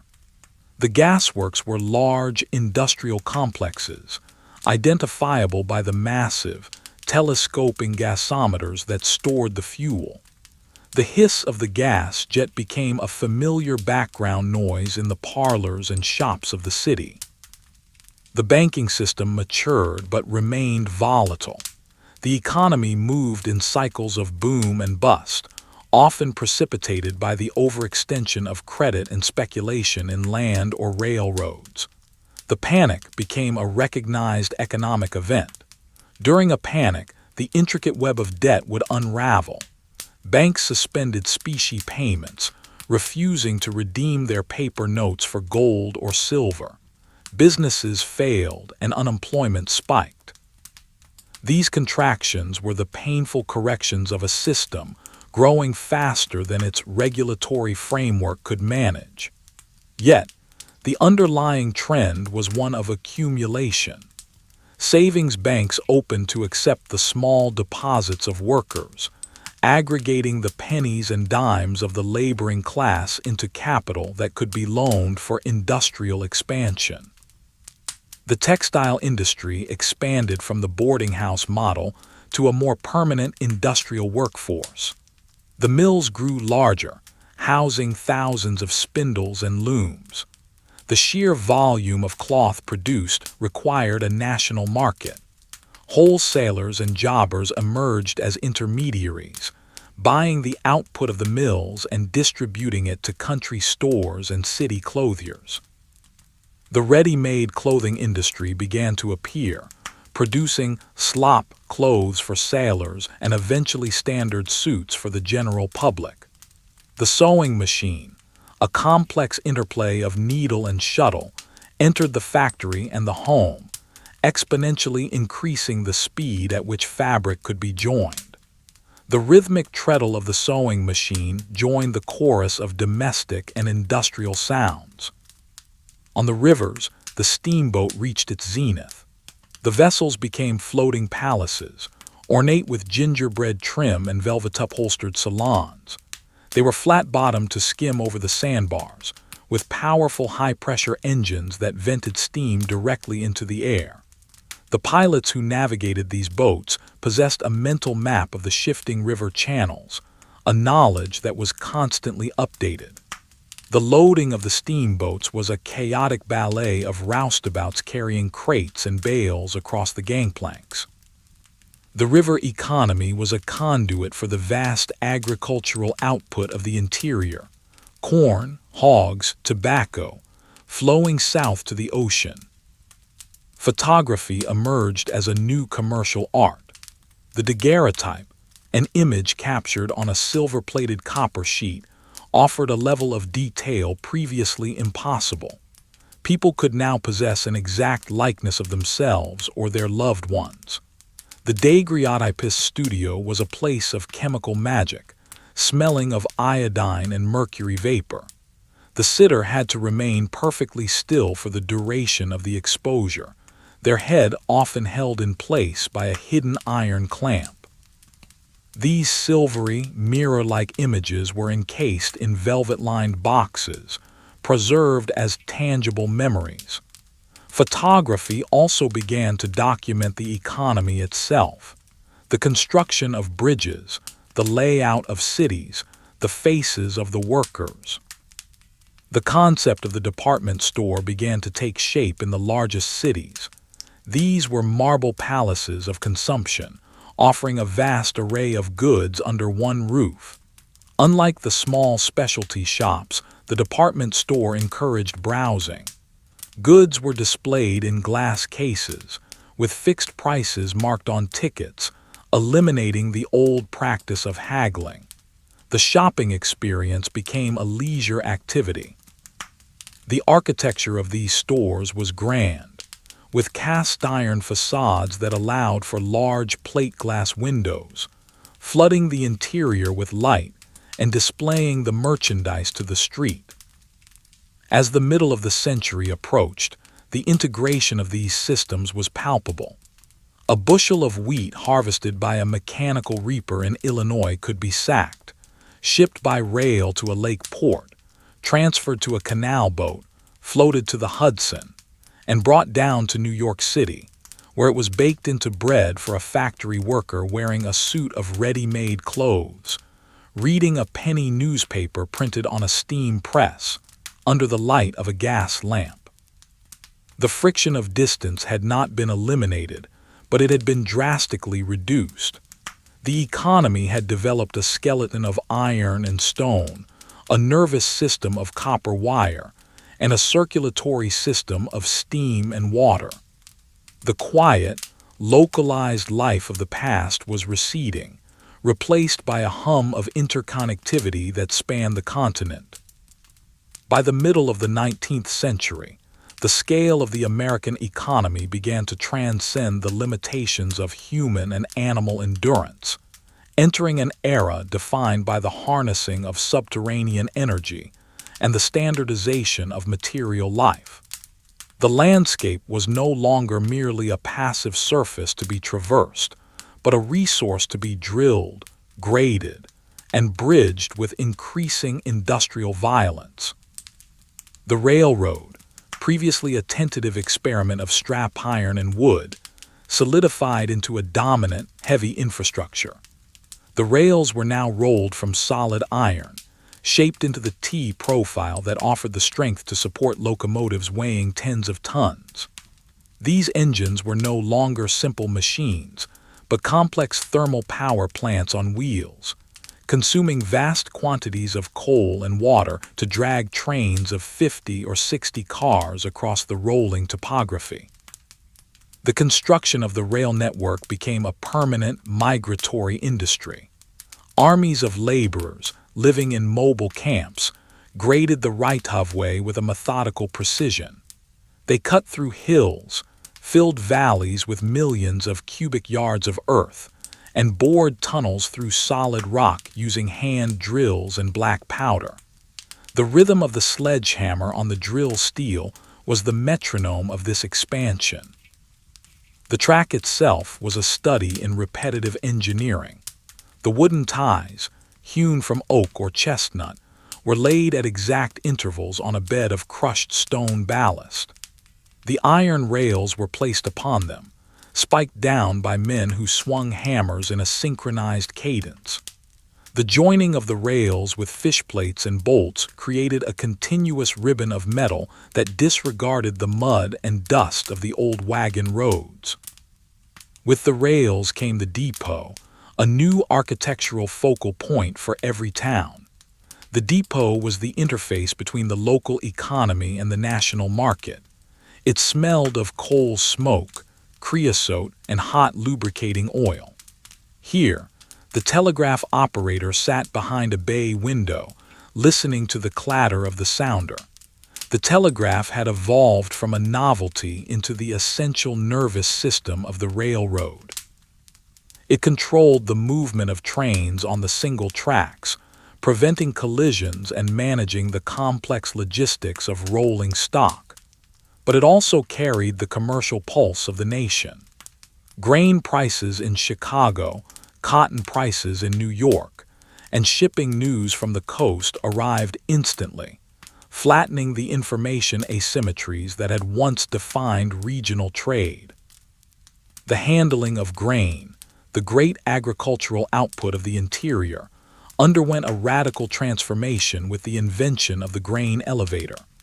Previously, grain had been handled in sacks, moved by human backs. The elevator treated grain not as a solid but as a fluid. These towering structures, rising vertically alongside the rail yards and harbor docks, were equipped with steam-powered legs, belts with buckets that scooped the grain from the holds of ships or the boxcars of trains. The grain was lifted to the top of the house, weighed in massive hoppers, and then distributed by gravity through spouts into deep storage bins. This system separated the ownership of the grain from the physical grain itself. A farmer's wheat was mixed with that of his neighbors, graded by quality, number 1 spring, number 2 red winter, and stored in the common silo. The farmer received a warehouse receipt, a piece of paper representing a specific quantity and grade. These receipts could be traded, sold, or used as collateral for loans, creating a liquid market for commodities that operated independently of the physical movement of the bushels. In the rocky valleys of western Pennsylvania, a new extractive industry pierced the earth. The drilling of the first oil wells marked the transition from the organic chemistry of whale oil to the mineral chemistry of petroleum. The landscape of the oil regions became a forest of wooden derricks, simple tripod structures supporting the heavy iron bits that pounded into the bedrock. The power came from steam engines that chuffed day and night. When the drills struck oil, the black liquid was initially caught in whatever containers were at hand, but soon a system of cooperage and transport emerged. The standard 42-gallon barrel became the unit of account. Teamsters, driving wagons through mud that reached the horses' bellies, hauled the barrels to the nearest railhead or creek. The refining of this crude oil took place in simple stills, where heat separated the volatile components. The primary product was kerosene, a clear, thin liquid that burned with a bright, steady flame. It was cheaper and more abundant than whale oil, democratizing light. The kerosene lamp, with its glass chimney and adjustable wick, became a fixture in millions of homes, extending the hours of literacy and labor into the night. The smell of the oil lamp, faint and chemical, replaced the smell of tallow and beeswax. The byproducts of refining, tar and gasoline, were initially discarded or used for minor applications, awaiting future technologies to give them value. The preservation of food moved from the smokehouse and the root cellar to the industrial cannery. The technology of sealing food in tin-plated iron cans allowed for the preservation of perishable harvest on a massive scale. The process was an assembly line of preparation. Vegetables were washed, shucked, or peeled, then packed into the cans. The lids were placed on, and a soldering iron sealed the rim. A small hole was left in the top to allow steam to escape during the cooking process, which was then sealed with a drop of solder while the can was still hot. This tinned food could be transported anywhere, shelf-stable for years. Condensed milk, sweetened and thickened by evaporation in vacuum pans, became a staple, providing a safe source of dairy that did not spoil in the heat. The distinct metallic clink of tin cans became a sound of the pantry. In the manufacturing cities, the production of footwear was revolutionized by the application of the sewing machine to leather. The Mackay Stitcher, a heavy-duty machine, could sew the soles of shoes to the uppers in a fraction of the time required for hand stitching. This moved shoemaking from the small, 10-footer workshops in backyards to large, multi-story brick factories. The air in these factories vibrated with the hum of overhead line shafts and leather belts that distributed power to the rows of machines. The labor was divided. Some workers cut the leather, others lasted the uppers, and others operated the stitchers. The result was a dramatic increase in output and the standardization of sizes. No longer were shoes made to the specific outline of a customer's foot. They were produced in standard lengths and widths, boxed, and shipped to retailers across the country. This standardization extended to clothing. The demand for uniforms for the massive armies mobilized during the mid-century conflicts created a dataset of human measurements. Manufacturers learned that the male form fell into predictable statistical clusters. This knowledge was applied to the production of civilian clothing. Ready-to-wear, suits, jackets, and trousers began to appear in stores, stacked in piles according to chest and waist size. The tape measure became the tool of the clerk, not just the tailor. The sewing floor was a crowded space of noise and lint, where rows of seamstresses operated treadle-powered machines, assembling garments from pieces cut by electric knives through thick layers of fabric. The monetary system of the nation was overhauled to support this industrial scale. The patchwork of state bank notes, often trading at discounts, was supplemented and eventually overshadowed by a national currency. These greenbacks were issued by the federal government, printed on high-quality paper with intricate engravings to deter counterfeiting. The production of money became an industrial process of its own, involving steel plate transfer presses, wetting rooms for the paper, and drying rooms for the finished sheets. The visual language of the currency, portraits of historical figures, complex geometric lathe work, and official seals, projected the authority and stability of the central government. For the first time, a dollar bill in Maine was visually identical to and held the same value as a dollar bill in Minnesota. The expansion of the postal service facilitated the flow of paper and small goods. The introduction of the adhesive postage stamp and the envelope standardized the cost of mailing. Prepayment of postage replaced the old system, where the recipient paid upon delivery. The mailbox and the letter carrier became fixtures of the urban streetscape. The sorting of mail on railway post office cars, specialized carriages where clerks sorted letters while the train was in motion, sped up delivery times significantly.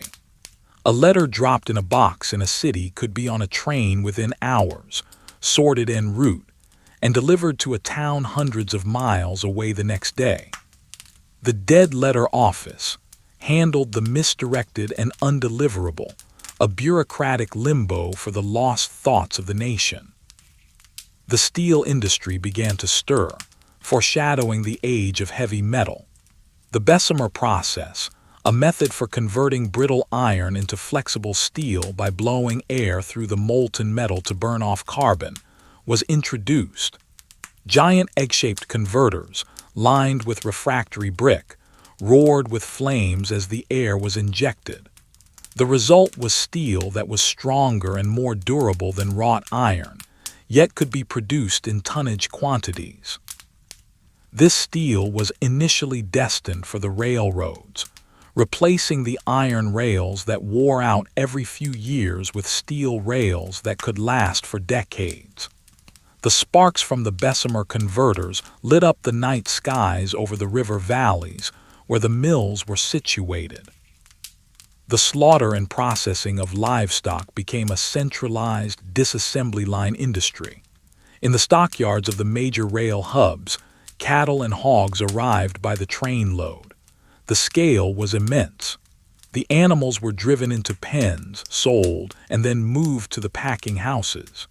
Here, the process was a continuous flow. The carcass was suspended from an overhead rail and moved past a line of workers, each of whom performed a single, specific cut. One man split the backbone, another removed the hams, another trimmed the fat. The speed was dictated by the movement of the chain. The meat was cooled in ice-cooled rooms, then packed in barrels with salt or, increasingly, shipped as fresh meat in experimental refrigerated rail cars. These cars, insulated with sawdust and bunkers of ice, allowed fresh beef to be transported from the prairies to the eastern cities, undercutting the local butchers who slaughtered locally. The business office began to evolve into a specialized environment for the processing of information. The clerk, once a generalist, became a specialist. The volume of correspondence and record-keeping required new tools. The early typewriters, though clunky and loud, began to appear, offering legibility and speed superior to the handwriting of the copyist. Carbon paper allowed for the simultaneous creation of duplicates, streamlining the filing process. The filing cabinet, a vertical system of organization, replaced the pigeonholes and spindles of the old counting house. Papers were filed alphabetically or numerically, creating a retrievable memory for the corporation. The sound of the office was the scratching of pens, the rustle of paper, and the rhythmic clacking of the new machines. In the realm of finance, the stock exchange grew from a local gathering to a national marketplace. The ticker tape machine, a glass-domed device that printed stock abbreviations and prices on a continuous strip of paper, connected the trading floor to brokerage offices across the city and eventually the country. The ticker provided a continuous stream of data, a heartbeat of the financial markets. Investors could watch the tape and see the fluctuations of value in real time, divorcing the concept of value even further from the physical assets of the companies being traded. The floor of the exchange was a chaotic pit of shouting men, but the system itself was a coldly efficient mechanism for price discovery and capital allocation. The patent medicine industry capitalized on the expanding print media and the anxieties of a changing society. Bottled tonics, elixirs, and liniments were manufactured in bulk, consisting often of alcohol, herbs, and opiates. They were marketed through aggressive advertising in newspapers and almanacs, promising cures for everything from exhaustion to rheumatism. The Medicine Show, a traveling entertainment troupe that sold these wares, brought a mix of commerce and theater to rural towns. The packaging of these medicines, the unique shapes of the bottles, the colorful labels, the embossed glass, was a pioneer in the psychology of branding. As the decade wore on, the concept of standard time began to press against the reality of local solar time. With the railroads running on strict schedules, the fact that noon in Boston was minutes different from noon in New York became a logistical hazard. The railroads began to operate on their own internal time standards, often based on the time of their headquarters city. A traveler might find 3 different clocks in a station, one for the town, one for the eastbound train, and one for the westbound. The pressure for a unified time zone system was building, driven by the impossibility of coordinating a continental machine on local sun time. The infrastructure of water supply in the cities moved from iron pipes to massive masonry aqueducts. Water was brought from distant, pristine watersheds, flowing through tunnels and over stone arches to reach the thirsty reservoirs of the metropolis. The gravity-fed systems required precise surveying and engineering. The gatehouses, where the flow was controlled, were built like fortresses. Inside the city, the the plumbing of the private home began to improve. The water closet, or flush toilet, began to replace the privy, connected to a developing system of sewers that carried waste away from the population centers. This was the hydraulic circulatory system of the urban organism, essential for preventing the epidemics that threatened the dense populations. The American economy had become a titan of production and logistics. It was a system that could move a steer from a Texas pasture to a New York dinner plate, turn a bale of cotton into 1,000 standardized shirts, and light 1,000,000 homes with oil pumped from the Pennsylvania ground. The individual artisan was yielding to the corporation, the local market to the national exchange, and the rhythm of the sun to the schedule of the train. The noise of this economy was louder, the roar of the furnace, the shriek of the whistle, the clatter of the loom. But the expansion continued to be a steady, relentless accumulation of capacity, burying the old agrarian silence under a layer of iron, steam, and paper. By the final quarter of the 19th century, the American economy had hardened into a structure of immense physical weight and vertical ambition. The era of wood and stone was definitively superseded by the era of steel and glass. This transition was not merely cosmetic. It was a fundamental alteration of the material limits of construction and production. The skyline of the cities began to detach itself from the street level, rising into the smoke-hazed air on skeletons of riveted girders. The steel mill became the cathedral of this new age. Located along the banks of great rivers to facilitate the movement of ore and coal, these complexes were cities unto themselves. The open hearth furnace, a vast brick oven capable of handling molten metal in quantities previously unimaginable, operated in a continuous cycle of heat and chemistry. The interior of the mill was a landscape of stark contrasts, the blinding white light of the pour, the shower of sparks, and the deep shadows of the high, corrugated roofs.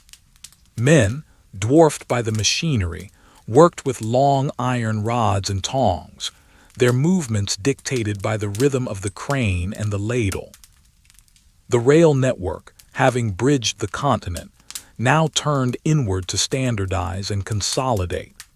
The confusion of varying track gauges, which had once forced passengers and freight to change trains where lines met, was eliminated. On a single day, thousands of miles of track in the South were shifted by armies of workers to align with the national standard. This unification created a seamless iron web where a boxcar could travel from a siding in Oregon to a warehouse in New Jersey without ever leaving the rails. The locomotives grew into massive engines of steam, their boilers lengthened, and their drive wheels enlarged for speed and power. The sound of the train was no longer a novelty. It was the background radiation of the continent, a constant reminder of the relentless motion of goods. The concept of the time zone was finally codified into law, dividing the nation into 4 distinct chronological bands to align with the schedules of the railroads. The sun was overruled by the station clock. In the vast, arid spaces of the West, the open range was undergoing a transformation from a commons to a grid. The era of the long cattle drive, where herds moved freely over unfenced grass, was being strangled by a simple, vicious invention: barbed wire. 2 strands of twisted wire armed with sharp metal spurs could stop a stampeding herd that would break a wooden fence. The wire was cheap, easy to ship, and effective. It allowed land to be parceled, claimed, and defended. The horizon, once unbroken, was now stitched with thousands of miles of fencing. The cowboy, once a nomadic drover, became a ranch hand, a maintainer of fences and a tender of distinct, enclosed herds. The cattle themselves changed. The lean, hardy longhorns were crossbred with heavier European stock, creating animals that carried more beef but required the protection of the ranch. To feed the growing urban populations, the plains were turned into factories of grain. The bonanza farms of the Dakotas operated on a scale that mimicked industry. These were not family plots but corporate holdings of tens of thousands of acres. During the harvest, lines of combine harvesters, massive machines pulled by teams of 20 or 30 horses, moved in echelon formation across the wheat fields. They cut, threshed, and bagged the grain in a single pass.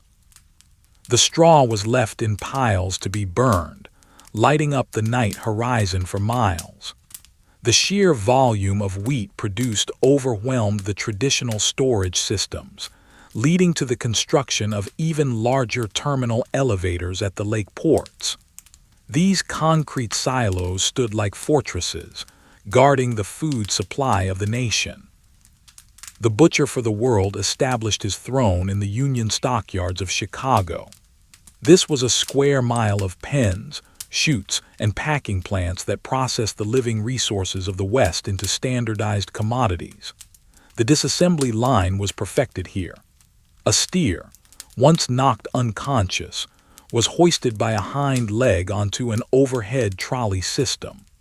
Gravity moved the carcass past a line of specialized workers, each performing a single cut with a knife that was constantly sharpened. The efficiency was absolute. Nothing was wasted. The hides went to the tannery, the bones to the glue factory, the horns to the comb maker, and the hair to the plasterer. The meat was cooled in massive refrigerated rooms before being loaded into yellow refrigerator cars that kept the beef fresh all the way to the East Coast. The dressed beef trade undermined the local slaughterhouse, creating a national diet dependent on the logistics of the packer. Communication evolved from the written dot-and-dash of the telegraph to the spoken word of the telephone. Initially a curiosity, the telephone quickly wove itself into the fabric of commerce. The telephone exchange was the nerve center of this new immediacy. In a room filled with the buzz of voices, operators sat before tall switchboards, plugging brass jacks into sockets to connect one line to another. The phrase, "number, please," became the gatekeeper of connection. Business could now be conducted at the speed of conversation. A broker could close a deal, a grocer could order stock, and a doctor could be summoned without a messenger boy. The wires multiplied overhead, forming dense, black canopies over the city streets, a physical manifestation of the increasing density of information. The darkness of the city night was pushed back by the arrival of electric light. The arc lamp, a device that produced a brilliant, harsh glare by jumping a spark between two carbon rods, was hoisted high on towers to illuminate public squares and rail yards. It was a cold, blue-white light that cast sharp shadows. Soon, the incandescent bulb, with its glowing carbon filament sealed in a vacuum, began to appear in interiors. It was softer, steadier, and safer than gas. The installation of electric lighting required a new infrastructure, generating stations where steam engines turned massive dynamos to produce the current, and a network of copper wiring buried under the streets or strung on poles.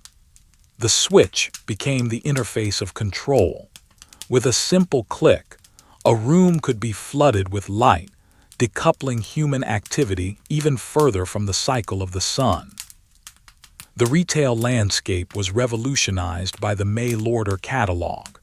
For the rural family living miles from the nearest town, the catalog was a window into the material abundance of the industrial world. It was a book of dreams, hundreds of pages thick, printed on thin paper, listing thousands of items with woodcut illustrations and precise prices. Everything from a packet of needles to a Stradivarius violin, from a potbelly stove to a complete kit for building a house, could be ordered by mail. The logistics of fulfillment were handled in massive warehouses in Chicago, where clerks on roller skates moved through the aisles to pick orders, placing items into chutes that spiraled down to the packing floor. The parcel post system became the delivery arm of this retail giant, bringing the products of the city to the doorstep of the farm. The extraction of mineral wealth moved into the hard rock mountains of the West. Mining was no longer a matter of panning in a stream. It was deep-shaft industrial engineering. Cages lowered miners thousands of feet into the earth, where the temperature rose and the air grew stale. Giant steam pumps labored constantly to keep the tunnels from flooding. The ore, gold, silver, copper, was blasted loose with dynamite, a stable explosive that had replaced the unpredictable black powder. The ore was crushed in stamp mills, where heavy iron pistons pounded the rock into dust, the noise deafening and ceaseless. The demand for copper, specifically, skyrocketed with the electrification of the country. The red metal was essential for the wires that carried the current. The corporate form of business organization matured into the trust. Companies in the same industry, oil, sugar, whiskey, lead, combined their assets under a single board of trustees to eliminate competition and control prices. These entities were massive, commanding resources greater than those of many states. They integrated vertically, owning the raw materials, the transportation networks, and the processing facilities. The headquarters of these corporations were housed in the new skyscrapers, buildings that utilized the steel frame and the safety elevator to rise 10, 15, 20 stories. The elevator, equipped with automatic brakes to prevent falling, made the upper floors the most desirable, reversing the traditional hierarchy where the top floor was for the poor. The vertical city was a direct result of the convergence of steel, steam, and corporate hierarchy. Immigration fueled this economic engine.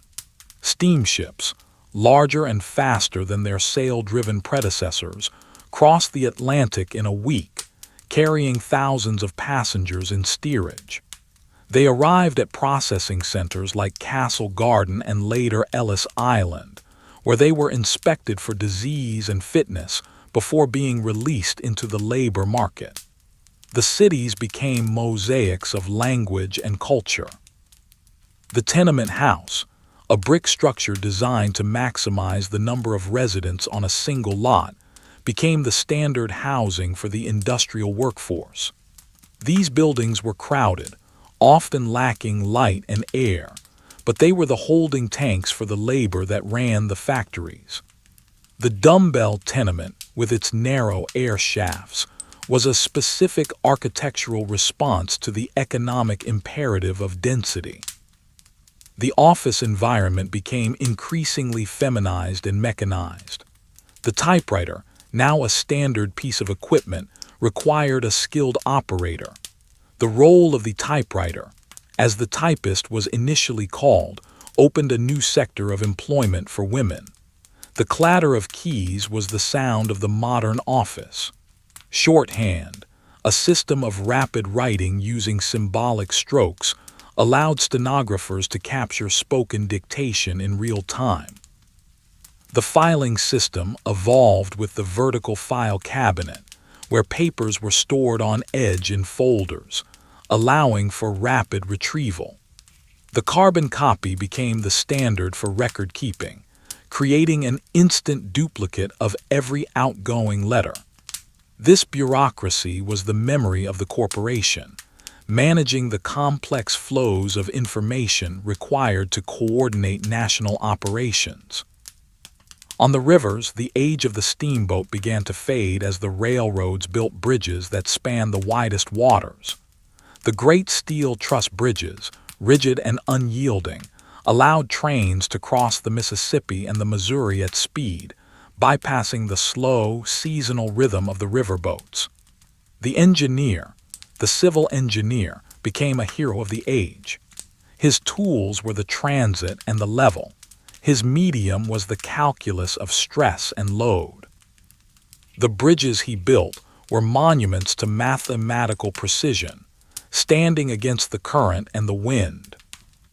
The chemical industry began to emerge from the shadows. The production of soda ash, sulfuric acid, and fertilizers became industrial processes. The solvay process for making soda ash, a critical ingredient for glass and soap, required tall towers and complex piping systems. The fertilizer industry processed phosphate rock and animal byproducts to replenish the soil that was being exhausted by intensive farming. These chemical plants were often located on the outskirts of cities, marked by tall chimneys venting noxious fumes, a testament to the chemical transformation of matter. The bicycle craze swept the nation, introducing a new form of personal mobility and manufacturing precision. The safety bicycle, with two wheels of equal size and a chain drive, replaced the dangerous high-wheeler. The manufacture of bicycles required advanced metallurgy for the lightweight frames, precision ball bearings for the wheels, and pneumatic rubber tires for a smooth ride. These technologies, tubular steel, chain drive, ball bearings, pneumatic tires, were the precursors to the automotive industry that was yet to be born. The bicycle factory was a model of high-precision mass production. In the South, the textile industry began to migrate closer to the source of the cotton.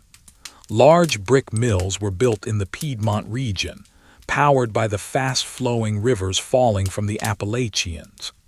These mill villages were paternalistic communities, where the company owned the houses, the store, and the church.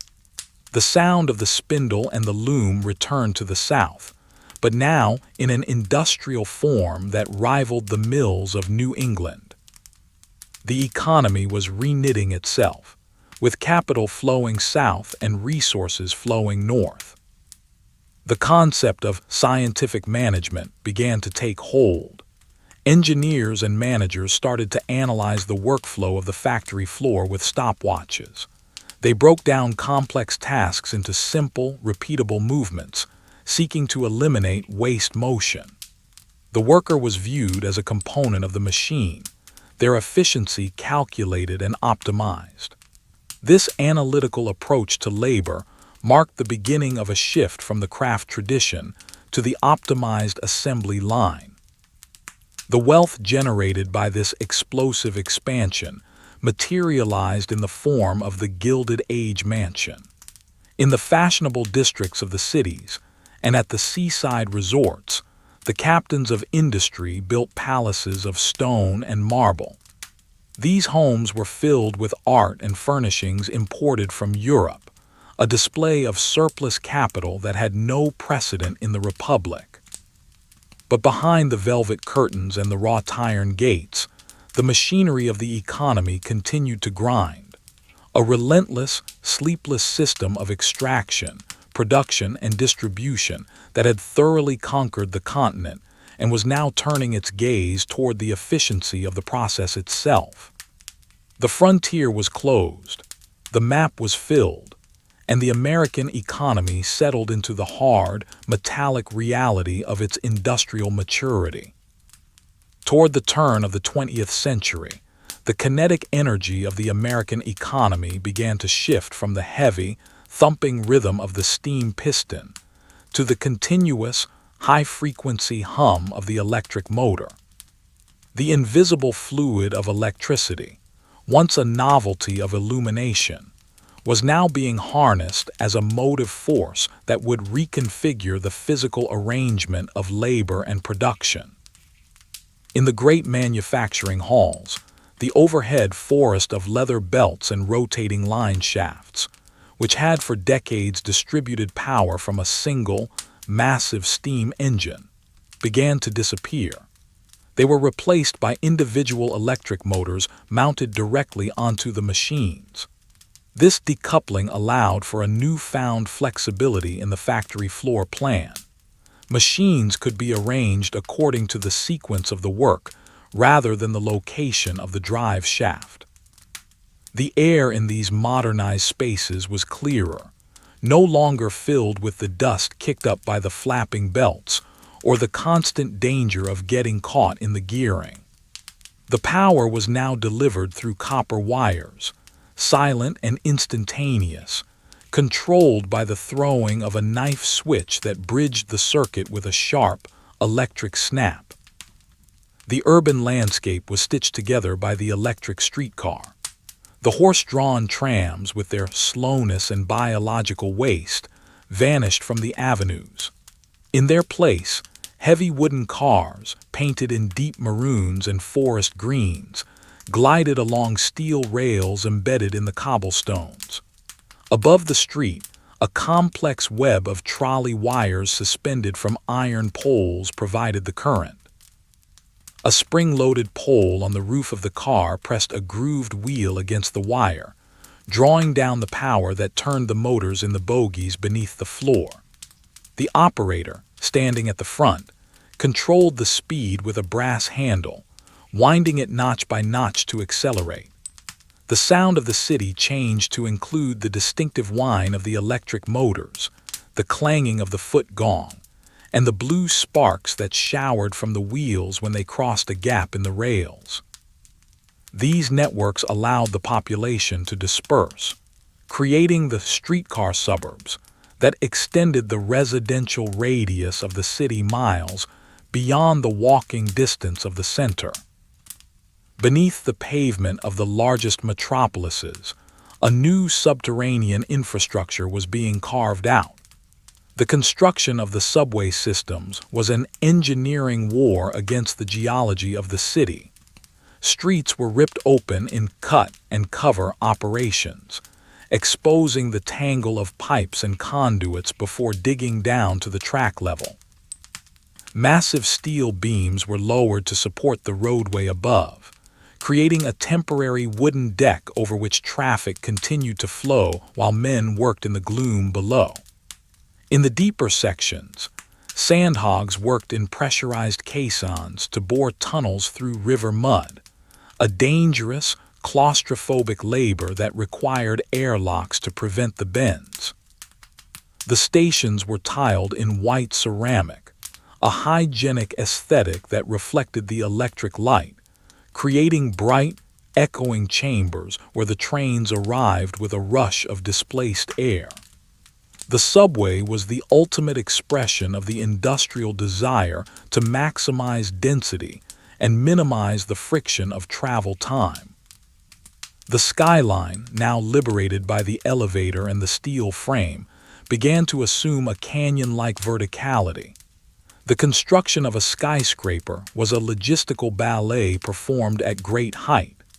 Steam-powered derricks, perched on the topmost steel beams, hoisted red-hot rivets, girders, and stone blocks from the street. The riveters worked in four-man gangs. The heater, who tended a portable coal forge to bring the rivets to a white-hot malleability. The catcher, who caught the flying rivet in a tin bucket. The bucker-up, who held a heavy bar against the rivet head. And the gunman, who wielded the pneumatic hammer to flatten the shank, fusing the steel members together. The noise of the riveting guns was a rapid-fire staccato that echoed off the brick facades, the sound of the city growing. These buildings were clad in terracotta, a baked clay material that could be molded into intricate ornaments and was lighter than stone, allowing for elaborate cornices and gargoyles to peer down from the heights. In the realm of communication, the printed word was accelerated by the linotype machine. This complex device revolutionized typesetting, which had been a manual process of picking individual letters from a case for centuries.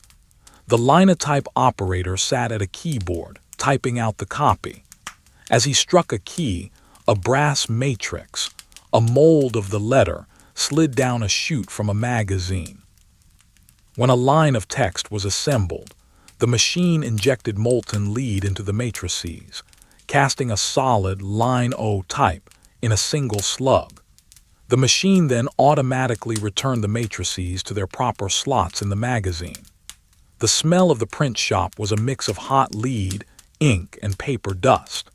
The speed of the linotype allowed newspapers to print multiple editions a day, their pages dense with columns of text, feeding the insatiable appetite for news in a literacy-saturated society. The rotary press, fed by massive rolls of newsprint, could print, cut, and fold tens of thousands of copies an hour, the papers flowing out on conveyors like a river of information. The extraction of coal, the black fuel of this economy, reached a peak of intensity. The coal tipples in the valleys of Appalachia ran day and night. The beehive coke ovens, arranged in long smoking rows, baked the coal to drive off impurities, producing coke, a pure carbon fuel essential for the steel blast furnaces. The night sky in these regions was lit by the orange glow of the oven vents. Inside the mines, the pick and shovel were being supplemented by cutting machines that undercut the coal seam, allowing it to be blasted loose more easily. The movement of coal from the face to the surface was increasingly mechanized, with electric haulage locomotives replacing the mine mules. The economy was carbon-based in the most literal sense. The energy density of coal was the prerequisite for the steel, the electricity, and the rail transport. The automobile began to transition from a tinkerer's curiosity to a manufactured commodity. In small machine shops and converted carriage works, mechanics experimented with the internal combustion engine. The smell of gasoline and the blue smoke of exhaust began to mingle with the manure of the livery stables. These early vehicles were hand-built, piece by piece. The engines were simple, often single or two-cylinder affairs, started by the strenuous cranking of a handle at the front. The transmission of power to the wheels was often via a chain, similar to a bicycle. The tires were made of solid rubber or high-pressure pneumatic tubes that required frequent patching. The garage emerged as a new type of service establishment, a place of grease, tools, and the specific knowledge required to keep these temperamental machines running. The paving of roads began to change from cobblestone and dirt to smoother asphalt and concrete to accommodate the rubber wheels, a slow hardening of the continent's surface. The systemization of the office environment deepened with the introduction of the time clock. This mechanical device, mounted near the employee entrance, recorded the exact moment of arrival and departure. Each worker had a card. Upon entering, they inserted it into the clock, which stamped the time in ink. This reduced labor to a precise, calculated commodity, measured in hours and minutes. The payroll was calculated using mechanical adding machines, heavy desktop devices with rows of numbered keys and a hand crank. The operator would input the figures, pull the crank, and the machine would tally the sum on a paper tape. The comptometer, a key-driven calculator, allowed for rapid addition and multiplication, its keys flying under the fingers of skilled operators, mostly women who processed the numerical data of the corporation. The distribution of goods to the rural population was revolutionized by Rural Free Delivery, RFD. Previously, farmers had to travel to the nearest town to pick up their mail. Now the government brought the mail to the farm. This infrastructure required the standardization of the mailbox, a galvanized metal tunnel with a red flag, mounted on a post at the roadside. The RFD wagon, and later the automobile, became a mobile link to the global economy. It carried not just letters, but the catalogs, newspapers, and small parcels that integrated the isolated homestead into the consumer market. The parcel post service expanded the weight limit of mail, allowing farmers to ship produce directly to city customers and receive manufactured goods in return, bypassing the local general store and its markup. The chemistry of materials advanced with the vulcanization of rubber. Raw rubber, sticky and brittle, was treated with sulfur and heat to create a durable, elastic material. This was essential not just for tires, but for the insulation of the expanding electrical grid, for hoses, belts, and seals. The rubber industry centered in specific cities, where the air smelled of sulfur and hot rubber. Massive calendars, machines with heated rollers, pressed the rubber into sheets. The tire building process was a manual craft. Workers built up layers of fabric and rubber on a metal drum, smoothing them down before the tire was cured in a mold. The demand for rubber connected the American economy to distant tropical plantations, a global supply chain of sap and labor. The preparation of food became increasingly scientific. The concept of the calorie and the nutrient began to influence production. Breakfast cereal, invented as a health food, became a mass-market staple. The process involved cooking, flaking, or puffing grains, corn, wheat, oats, and packaging them in wax paper-lined cardboard boxes. These boxes were printed with bright graphics and brand characters, designed to sit on the grocer's shelf. The brand became a psychological asset, a guarantee of consistency. A box of cereal bought in Boston was identical to one bought in San Francisco. The scale of production required giant ovens and packaging machines that filled, sealed, and cased the boxes in a continuous stream. In the photographic realm, the introduction of flexible roll film and the simple box camera democratized the image. Photography was no longer the exclusive domain of the professional with a tripod and glass plates. The snapshot was born. Millions of consumers could now capture their own history.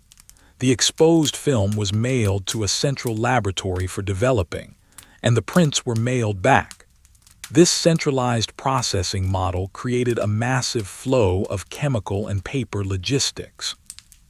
The family album became a standard fixture of the household, a curated visual record of private life.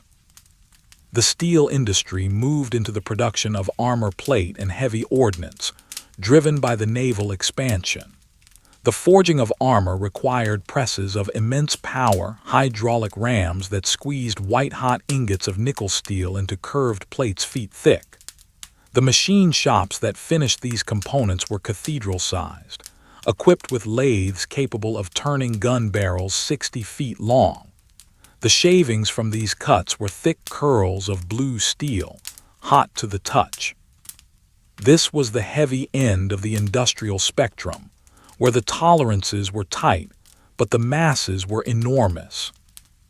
The concept of credit began to filter down to the consumer. While the company store had long extended credit to workers, the installment plan began to appear for larger purchases like sewing machines, pianos, and furniture. $1 down and $1 a week allowed the working class to acquire the durable goods of the industrial age. This financial innovation smoothed the flow of consumption, allowing the factories to run continuously even if the consumers did not have the full purchase price immediately available.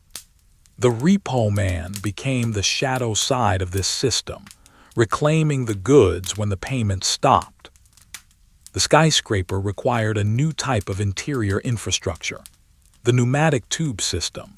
In department stores and large offices, brass tubes crisscrossed the ceilings and walls. Capsules containing cash, orders, or messages were inserted into the tubes and whisked away by suction to a central cashier or mailroom. The thwump hiss of the arrival and departure of these capsules was the sound of internal logistics. It was a physical internet, moving hard copy data around a building at 30 miles per hour. The grand rail terminals built in this era were designed as monuments to the triumph of transportation. They were vast spaces of stone and glass, with concourses large enough to hold tens of thousands of people. The sunlight streamed in through high windows, illuminating the dust motes dancing in the air. The announcement of trains was made by men with megaphones, their voices echoing off the vaulted ceilings. Beneath the marble floors, the baggage handling systems were subterranean labyrinths of carts and tunnels. The red-cap porters moved the luggage of the wealthy, while the immigrants moved their own bundles, all flowing through the gates to the platforms where the steam engines hissed in the semi-darkness. The lumber industry moved into the giant redwoods and Douglas firs of the Pacific Northwest. The scale of the trees required new methods. High-lead logging used steam donkeys, winches anchored to stumps, to drag the massive logs through the forest on cables, flying them over the rough terrain to the railhead. The sound of the steam whistle signaling the winch operator rang through the valleys. The sawmills were built on tidewater giant complexes where the logs were dumped into ponds, sorted by men with pike poles, and pulled up a jack ladder to the headsaw. The bandsaws, running on wheels the size of a room, sliced through the centuries-old wood in seconds. The lumber was loaded directly onto ships for export to the growing markets of the Pacific Rim and the rebuilding cities of the East. Sanitation became a municipal obsession. The link between dirt and disease was understood, leading to the paving of streets with asphalt which could be flushed with water. The White Wings, street sweepers dressed in white uniforms, patrolled the avenues with brooms and wheeled bins, collecting the refuse of the city. Garbage incineration plants were built to burn the waste, generating steam to power auxiliary systems.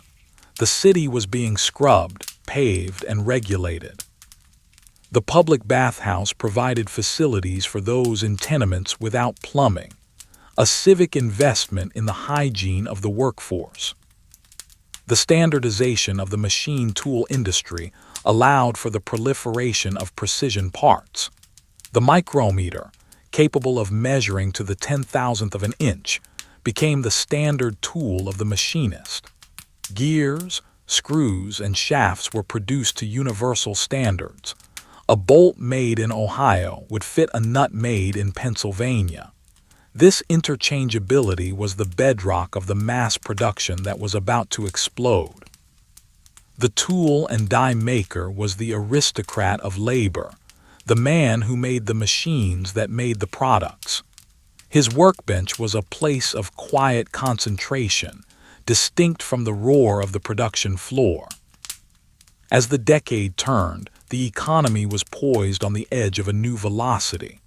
The electric grid was expanding, the telephone was connecting the isolated nodes, and the internal combustion engine was coughing into life. The systems were in place. The raw materials were accessible. The labor force was mobilized. The quiet agrarian past was now a distant memory, replaced by a hum of productivity that never slept, a machine that had learned to feed itself and grow with a geometric progression. The framework of the 20th century had been poured, riveted, and wired, waiting for the full current of the modern age to flow through it. In the opening years of the 20th century, the disparate mechanical systems of the previous era converged into a single, overwhelming logic of flow. The static workshop, where a man moved to the work, was replaced by the dynamic assembly line, where the work moved to the man. This inversion was the defining economic geometry of the age. In the sprawling factories of Detroit, the chassis of an automobile began its life as a bare frame of stamped steel, placed upon a conveyor belt that moved with a relentless glacial patience. As it traveled down the line, It passed through stations of specialized labor. One man did nothing but attach the rear axle. Another tightened the bolts of the suspension.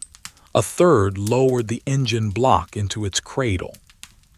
The worker was stationary, his movements minimized to a specific, repetitive gesture performed hundreds of times a day. The timing was calculated to the second. There was no waiting for parts. The logistics of supply were synchronized, so that the steering column arrived at the exact moment the chassis reached the steering station. The result of this serialization was the Model T, a machine of utilitarian black steel that rolled off the line every few minutes. It was standardized to the point of interchangeability. A fender from a car built in January would fit perfectly onto a car built in December. This vehicle was not a luxury but a tool, high-wheeled to navigate the rutted country roads, with a planetary transmission that was simple to operate. To fuel this exploding population of machines, a new roadside architecture emerged: the filling station. Initially just a curbside pump with a glass globe on top to show the purity of the fuel, it evolved into a dedicated structure with a canopy and underground tanks. The smell of gasoline became the olfactory signature of the street, replacing the ammonia scent of the livery stable. The blacksmith, seeing the decline of the horseshoe, converted his forge into a garage, learning to repair carburetors and patch pneumatic tires. The electrification of the city moved from the street to the interior. The electric motor, now miniaturized, entered the home. The washing machine, a tub agitated by a motor, replaced the scrubbing board and the hand-cranked wringer. The vacuum cleaner, a loud, heavy device on wheels, replaced the beating of rugs. The electric iron, heating instantly and staying hot, replaced the sad irons that had to be heated on the stove. These appliances were sold on the premise of liberating the household from drudgery, though they often just raised the standards of cleanliness, keeping the hours of labor constant. The walls of the home were laced with knob-end tube wiring, porcelain insulators carrying the current through the wooden studs to power the new incandescent bulbs that hung from the ceilings on braided cords. In the financial districts, the chaotic banking system of the past was reorganized under the Federal Reserve. The creation of 12 district banks introduced a mechanism to control the elasticity of the currency. The physical money itself changed. The new Federal Reserve notes were standardized obligations of the government, backed by a mix of gold and commercial paper. The movement of funds between banks was handled by the telegraph and the clearinghouse, a daily ritual where checks were exchanged and balances settled. The bank run, a panic-induced collapse of liquidity, was mitigated by this central reservoir of credit. The architecture of the banks remained imposing: granite columns and bronze doors, designed to project an image of unshakable permanence in a volatile world. The skyline continued its upward march, but with a new aesthetic. The Woolworth Building and its contemporaries were cathedrals of commerce, clad in white terracotta and topped with Gothic spires. The internal systems of these vertical cities were marvels of hydraulic and electrical engineering.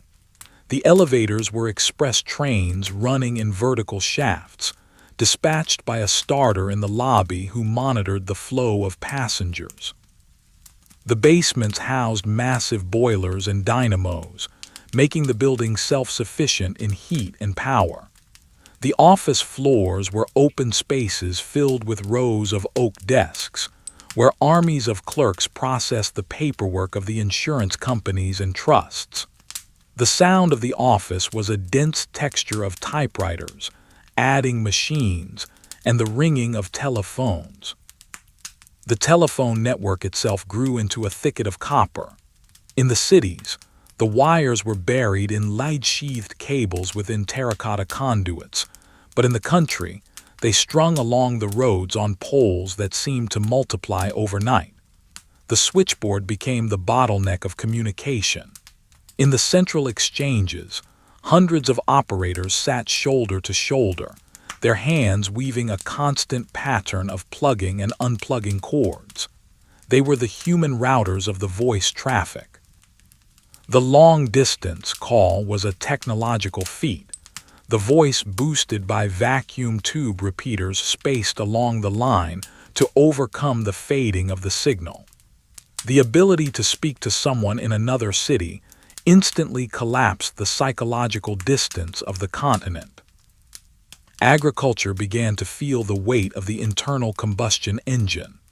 The gasoline tractor, smaller and more agile than the steam leviathans of the past, began to appear in the fields. It did not need to be fed water or coal. It started with a crank and pulled plows, harrows, and seeders with a tireless mechanical torque. The horse population, which had peaked, began its long, slow decline. The tractor allowed a single farmer to cultivate more acreage, pushing the boundaries of the farm outward. The combine harvester, now powered by its own engine, moved through the wheat belts, devouring the crop. The separation of the grain from the chaff was done in the field, the golden kernels pouring into trucks rather than sacks. The processing of food became a matter of chemistry and preservation. The meatpacking industry, under scrutiny for hygiene, adopted the white-tiled sanitary aesthetic. The purity of food became a marketing claim. Brand names for bacon, lard, and canned soup became household words, their logos stamped on millions of packages. The chain store grocery began to replace the independent merchant. The Great Atlantic and Pacific Tea Company, A&P, standardized the layout of the store, offering low prices through high volume. The clerk stood behind a counter, fetching items from the shelves, but the visual display of branded goods was beginning to encourage the customer to choose for themselves. The Panama Canal, opened during this period, was the ultimate triumph of American earth-moving. It was a surgical incision across a hemisphere, reducing the voyage from New York to San Francisco by thousands of miles. The steam shovels used were rail-mounted giants that took bites of the earth by the ton. The lock gates were monolithic steel structures, powered by electric motors, that lifted the largest battleships and freighters over the continental divide. This waterway integrated the coasts of the nation as never before, allowing the timber of the Northwest and the steel of the East to flow cheaply between the oceans. The entertainment industry industrialized with the Nickelodeon and the movie Palace. The motion picture, projected on a silver screen, offered a standardized dream to the masses. The film reel, a strip of celluloid, was a physical commodity that could be duplicated and shipped to thousands of theaters simultaneously.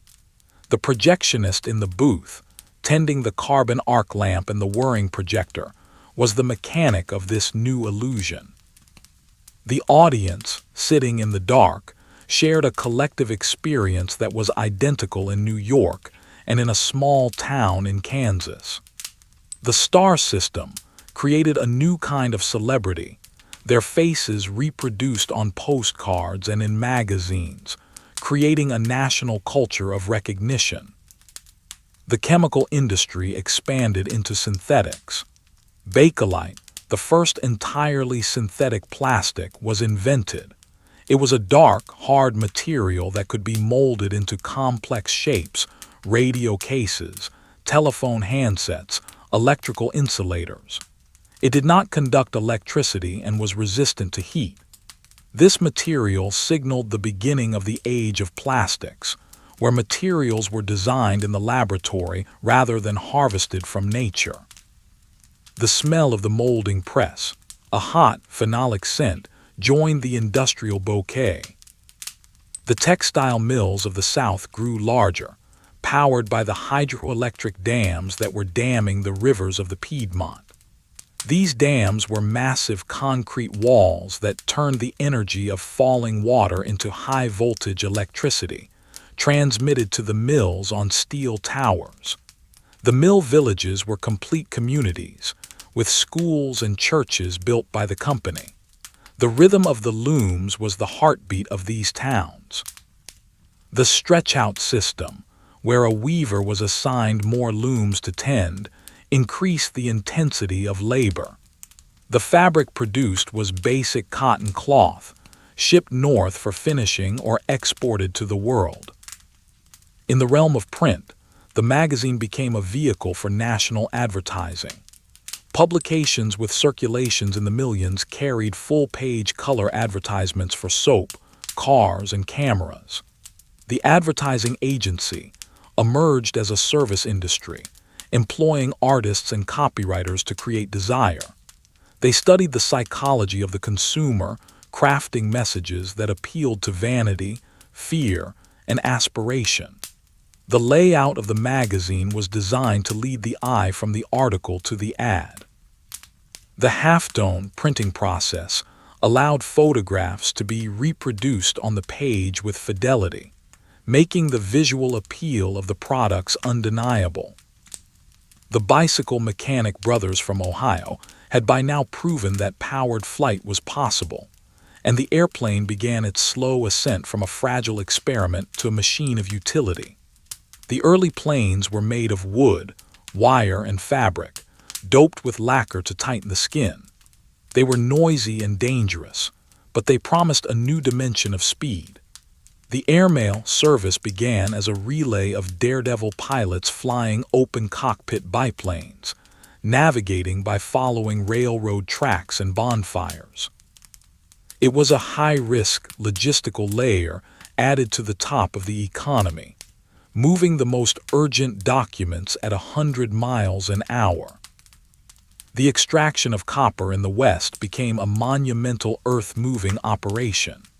The open-pit mine replaced the shaft mine in places like Bingham Canyon. Steam shovels tore away the side of a mountain, creating a terraced amphitheater of destruction. The low-grade ore was processed in massive concentrators, where it was crushed and floated in chemical baths to separate the metal. The scale was geological.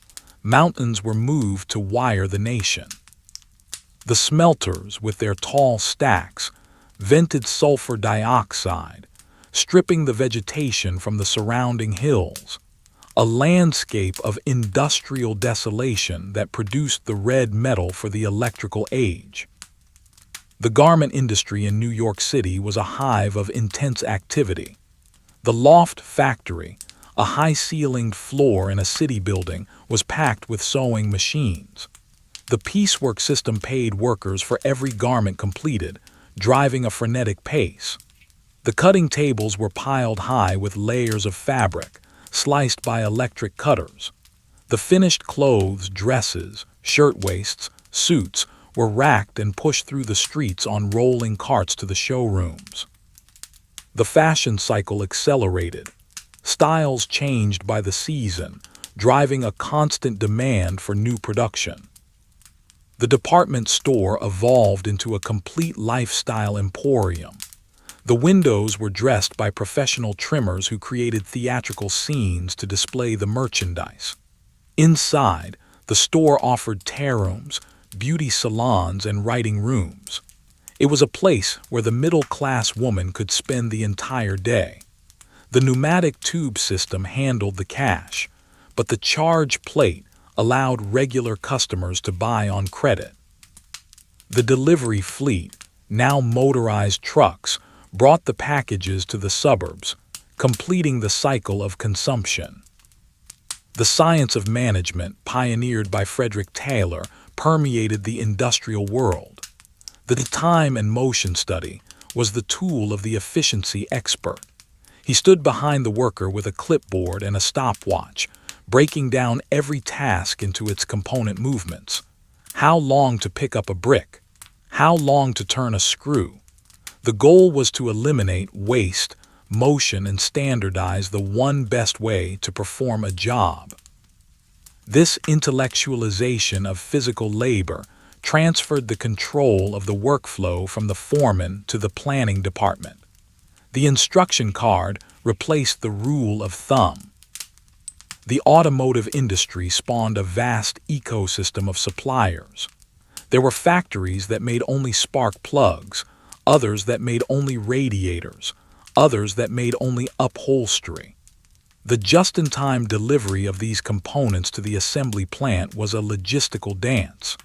The rubber plantations in the tropics, the steel mills in Pittsburgh, the glass factories in Ohio, all were tethered to the assembly lines of Detroit. The demand for plate glass for windshields revolutionized the glass industry, leading to continuous rolling processes that replaced the old method of blowing and flattening cylinders. As the world moved toward war in Europe, the American economy became the arsenal of supply. The factories began to take on contracts for munitions, barbed wire, and trucks. The capacity built for domestic consumption was easily pivoted to military production. The sheer volume of output was staggering. The American system of manufacturing, high-volume, interchangeable parts, continuous flow, was about to be tested on a global scale. The quiet accumulation of the previous centuries had built a machine of terrifying power, capable of churning out material at a rate the world had never seen. The smoke from the stacks grew thicker, the lights burned later, and the hum of the dynamos rose to a constant, deafening pitch. In the years following the first great global conflict, the American economy entered a phase of accelerating synchronization, where the disparate mechanical systems of the previous decade fused into a seamless, humming infrastructure of daily life. The roar of the 20s was not merely a cultural phenomenon, but a sonic byproduct of the internal combustion engine and the high-speed rotary press, achieving ubiquitous dominance. The paving of the continent became a systematic obsession. The federal government, in cooperation with the states, began to number the highways, imposing a numerical grid upon the old wagon trails. Route numbers painted on white shields became the navigational stars of a motorized population. Concrete, mixed in giant tumbling drums and poured into wooden forms, hardened into ribbons of white that connected the Atlantic to the Pacific. The act of driving ceased to be an adventure and became a routine of logistics. The motor court, or motel, appeared at the roadside. Small, detached cabins arranged in a semicircle around a central office, offering the traveler a bed and a parking space without the formality of the downtown hotel. The automobile itself evolved from an open carriage into a closed, all-weather room on wheels. The introduction of the stamped steel roof eliminated the canvas top, sealing the occupants inside a steel shell. Glass manufacturing advanced to produce safety glass, a sandwich of glass and plastic that did not shatter into shards. The assembly lines that produced these vehicles were now marvels of integrated flow. The River Rouge complex was the apotheosis of this industrial logic. Raw iron ore entered at one end, and finished automobiles exited at the other. It was a self-contained organism of production with its own power plant, steel mill, glass factory, and miles of internal railroad. The speed of the line was the governor of the economy, a relentless pace that dictated the movements of tens of thousands of men who tightened bolts and fitted doors in a rhythmic trance. Into the living rooms of the nation came the disembodied voice of the radio. This technology relied on the vacuum tube, a glowing glass bulb that amplified weak electrical signals. The radio receiver was a piece of furniture, a wooden cabinet housing a complex array of wires, condensers, and tubes. The broadcast towers rose on the outskirts of cities, steel lattices supporting wires that pulsed with electromagnetic waves. The logic of broadcasting was a one-to-many distribution system. A single microphone in a studio, draped in heavy sound-dampening fabric, captured a voice that was instantly replicated in millions of homes. The network was formed by linking these stations via high-quality telephone lines, allowing a program originating in New York to be transmitted simultaneously across the time zones. The commercial sponsorship of these programs integrated the economy of goods with the economy of attention. The soap opera was a narrative vehicle for the sale of detergent. The skyline of the metropolis reached its zenith in a frenzy of vertical construction. The building of the great skyscrapers of this era was a feat of logistical precision. There was no space for storage at the crowded street level. Steel beams, bags of cement, and cut stone had to arrive at the site exactly when needed.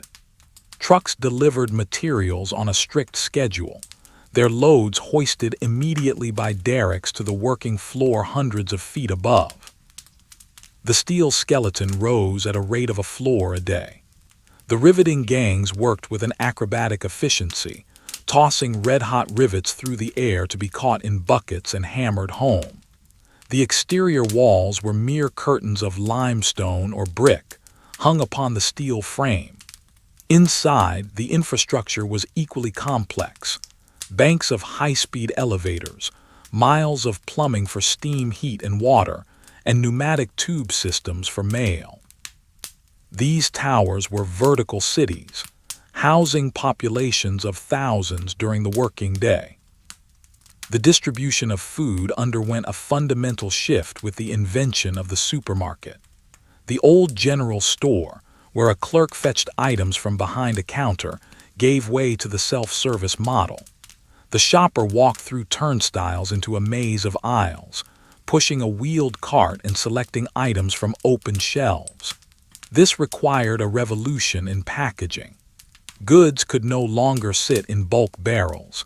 They had to be individually wrapped, weighed, and labeled.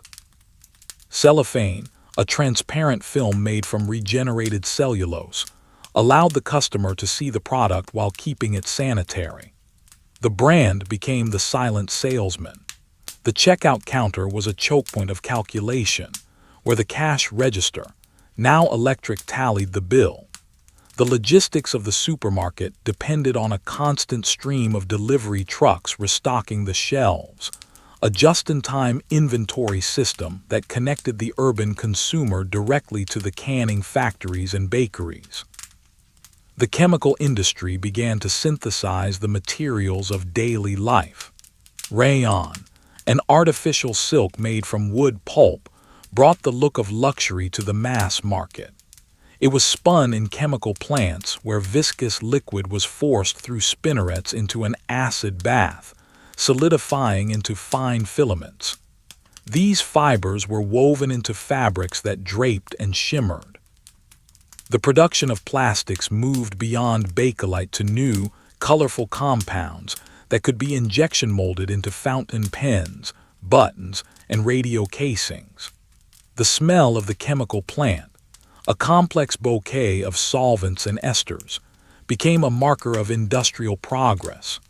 The laboratory was now a central component of the corporation, a place where scientists in white coats manipulated molecular structures to create patents and profits. Aviation began to shed its barnstorming image and assume the sober mantle of transportation. The Ford Trimotor, a corrugated metal monoplane, became the workhorse of the early airlines. It was a loud, vibrating machine, but it offered a schedule. The airport emerged as a new type of facility, requiring long, flat runways of concrete or asphalt. The terminal building was a waiting room for the sky, equipped with weather maps and radio rooms.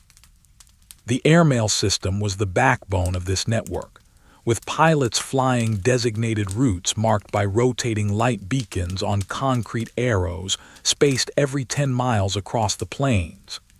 These beacons flashed a Morse code identifier, a lighthouse system for the ocean of air.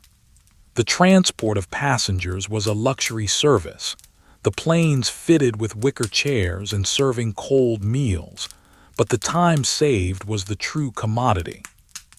The financial machinery of the era operated on a high-frequency hum of credit. The stock market ticker tape could barely keep up with the volume of trading.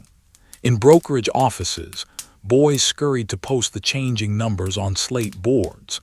The concept of margin, buying stock with borrowed money, leveraged the economy into a fragile tower of paper value. The investment trust, a company that existed solely to own shares in other companies, abstracted ownership to a second or third degree. This paper economy floated above the physical economy of factories and farms, spinning faster and faster until the inevitable mechanical failure occurred.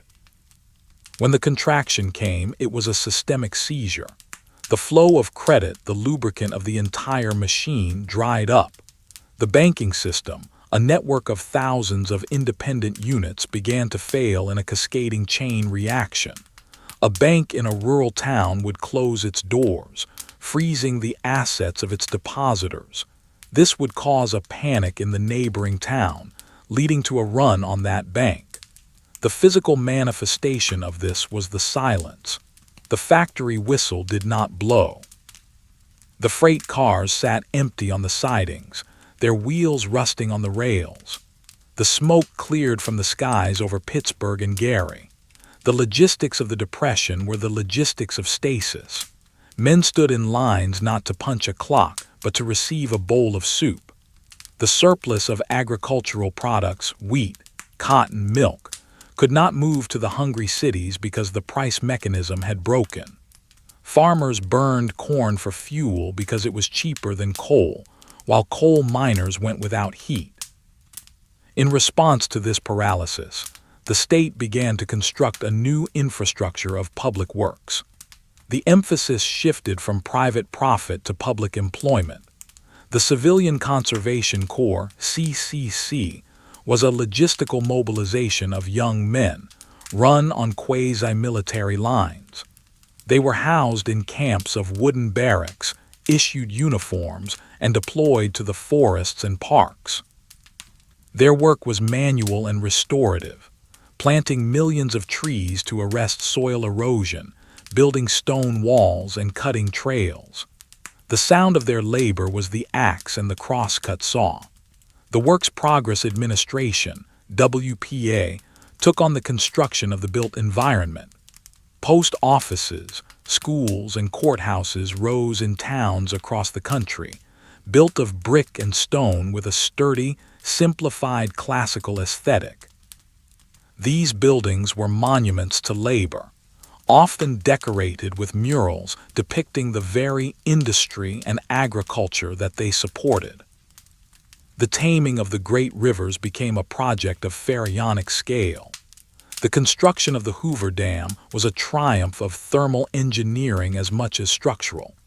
The mass of concrete was so great that it would have taken a century to cool and harden naturally. Instead, a network of cooling pipes was embedded in the pore, circulating ice water from a massive refrigeration plant. The dam was a machine for stopping time and water. It created a vast reservoir, a battery of potential energy that could be released through the penstocks to spin the giant turbines.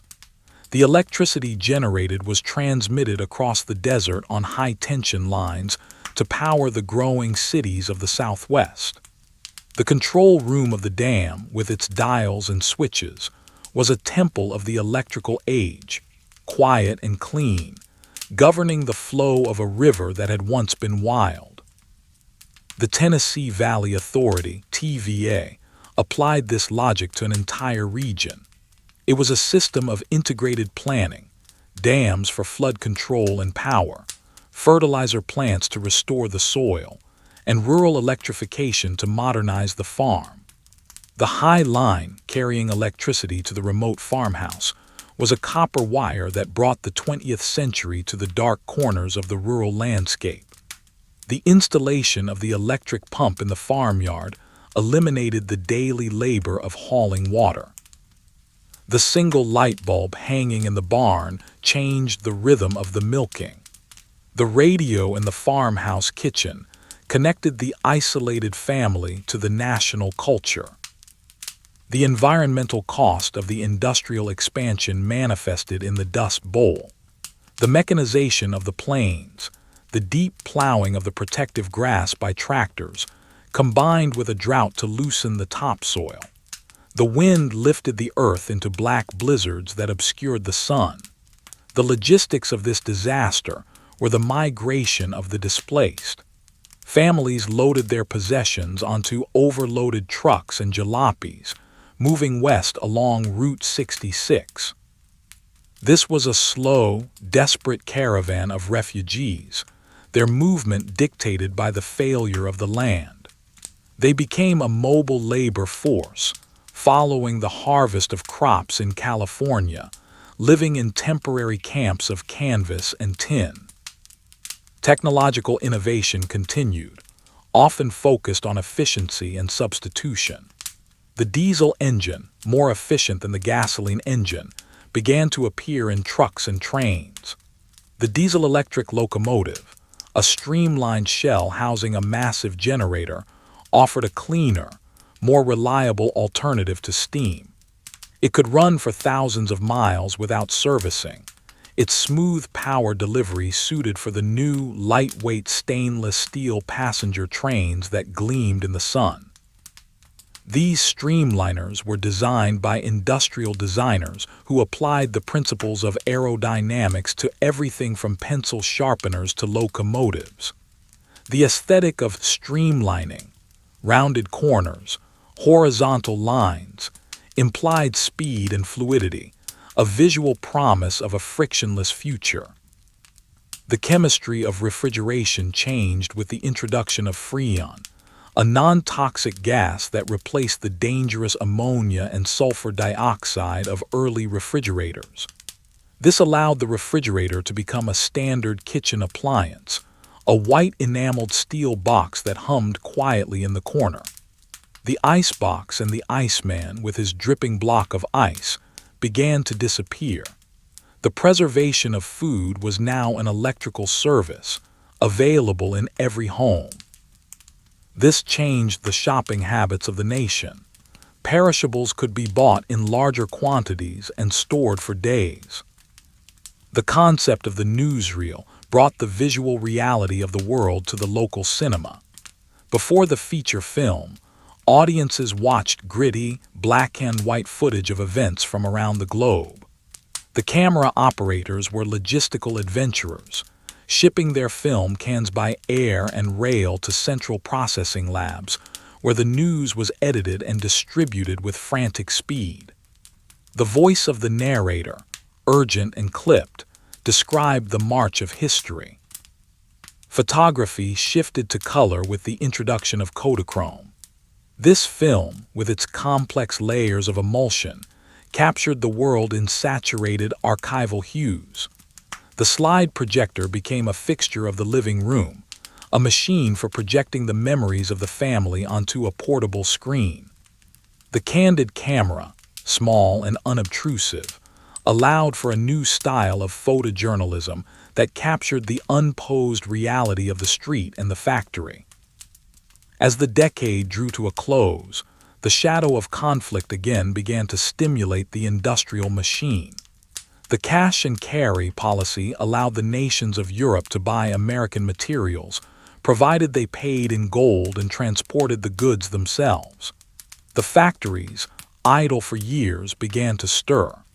The tool and die makers, the machinists, and the welders were called back to their stations. The shipyards, silent since the last war, began to clear the slipways. The logic of the economy began to pivot once more from the consumer to the strategic. The aluminum industry, essential for aircraft, ramped up production, requiring vast amounts of electricity. The systematic knowledge of mass production, honed in the auto plants, was studied for its application to tanks and bombers. The infrastructure of the nation was now a mature, interconnected web. The telephone system, the electrical grid, the highway network, and the pipelines formed a single physical plan of continental scale. The silence of the rural past had been replaced by the background hum of transformers and the distant drone of aircraft.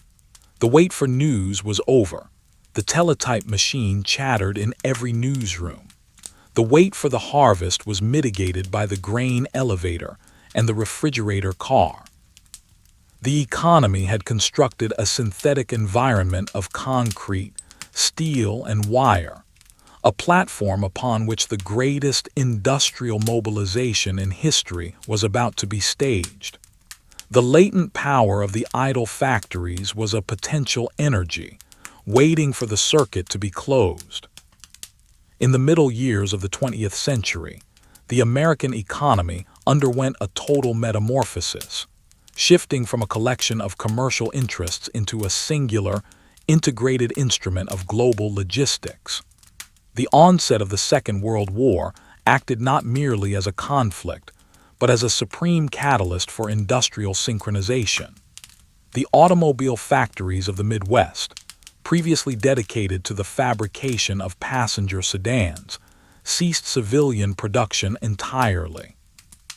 The tooling of the assembly lines was ripped out and replaced with heavy jigs designed for the airframes of bombers and the hulls of tanks. The Willow Run plant exemplified this new scale. It was a factory with a floor plan so vast that the curvature of the earth had to be taken into account by the architects. Here, the production of the B-24 Liberator bomber was rationalized into a continuous flow. The aircraft, a complex machine of tens of thousands of parts, moved down a mile-long line, growing from a skeleton of aluminum ribs to a finished weapon of war, rolling out the doors at a rate of one every hour. The construction of the Liberty ship transformed shipbuilding from a craft of custom fitting to an assembly of prefabricated sections. The shipyards were no longer places where keels were laid and built up slowly. They were assembly points for massive subcomponents built in factories miles inland. The transition from riveting to welding was the technological key. The hiss of the electric arc welder replaced the hammer of the rivet gun. Steel plates were fused together in a continuous seam, allowing ships to be built in days rather than months. These vessels were identical, interchangeable cargo carriers, gray and utilitarian, sliding down the ways in a ceaseless procession to form a steel bridge across the oceans. The mobilization of science reached an industrial scale in the secret cities of the atomic project. In remote valleys of Tennessee and the high desert of Washington state, massive complexes were erected with a speed that defied standard engineering timelines. These were factories not for visible goods, but for the separation of isotopes. The calutrons at Oak Ridge, giant electromagnets wound with thousands of tons of silver wire borrowed from the treasury, operated in silence, tended by young women who monitored dials without knowing the purpose of their labor. The scale of the electrical consumption was equal to that of a major city, yet the output was measured in grams. This was the economy of the invisible, where the greatest expenditure of resources was directed at the manipulation of the fundamental structure of matter. With the cessation of hostilities, the machine did not stop. It merely pivoted. The pent-up demand of a population that had endured a decade of depression and war exploded into a consumer frenzy. The factory whistles blew for the production of refrigerators, washing machines, and automobiles. The conversion was rapid. The steel that had gone into tanks was rolled into fenders for large, chrome-laden sedans. The engine technology, refined for high-altitude flight, was adapted for high-compression V8 engines that powered the new fleet of private vehicles. The automatic transmission, a complex hydraulic computer of fluid and gears, removed the physical effort of shifting, making driving accessible to every adult. The landscape of living was reordered by the mass-produced suburb. On the potato fields of Long Island and the orange groves of California, the tract house appeared. These were not built individually but manufactured on site. Crews of specialized workers moved from lot to lot in a reverse assembly line. One team poured the concrete slab, the next framed the walls, the next installed the plumbing. A house could be erected in a matter of days. These homes were modest, standardized boxes of wood and drywall, but they offered a private yard and a garage. The mortgage, underwritten by the federal government, became the financial instrument that anchored the middle class. The monthly payment replaced the rent check, creating a nation of property owners with a vested interest in the stability of the system.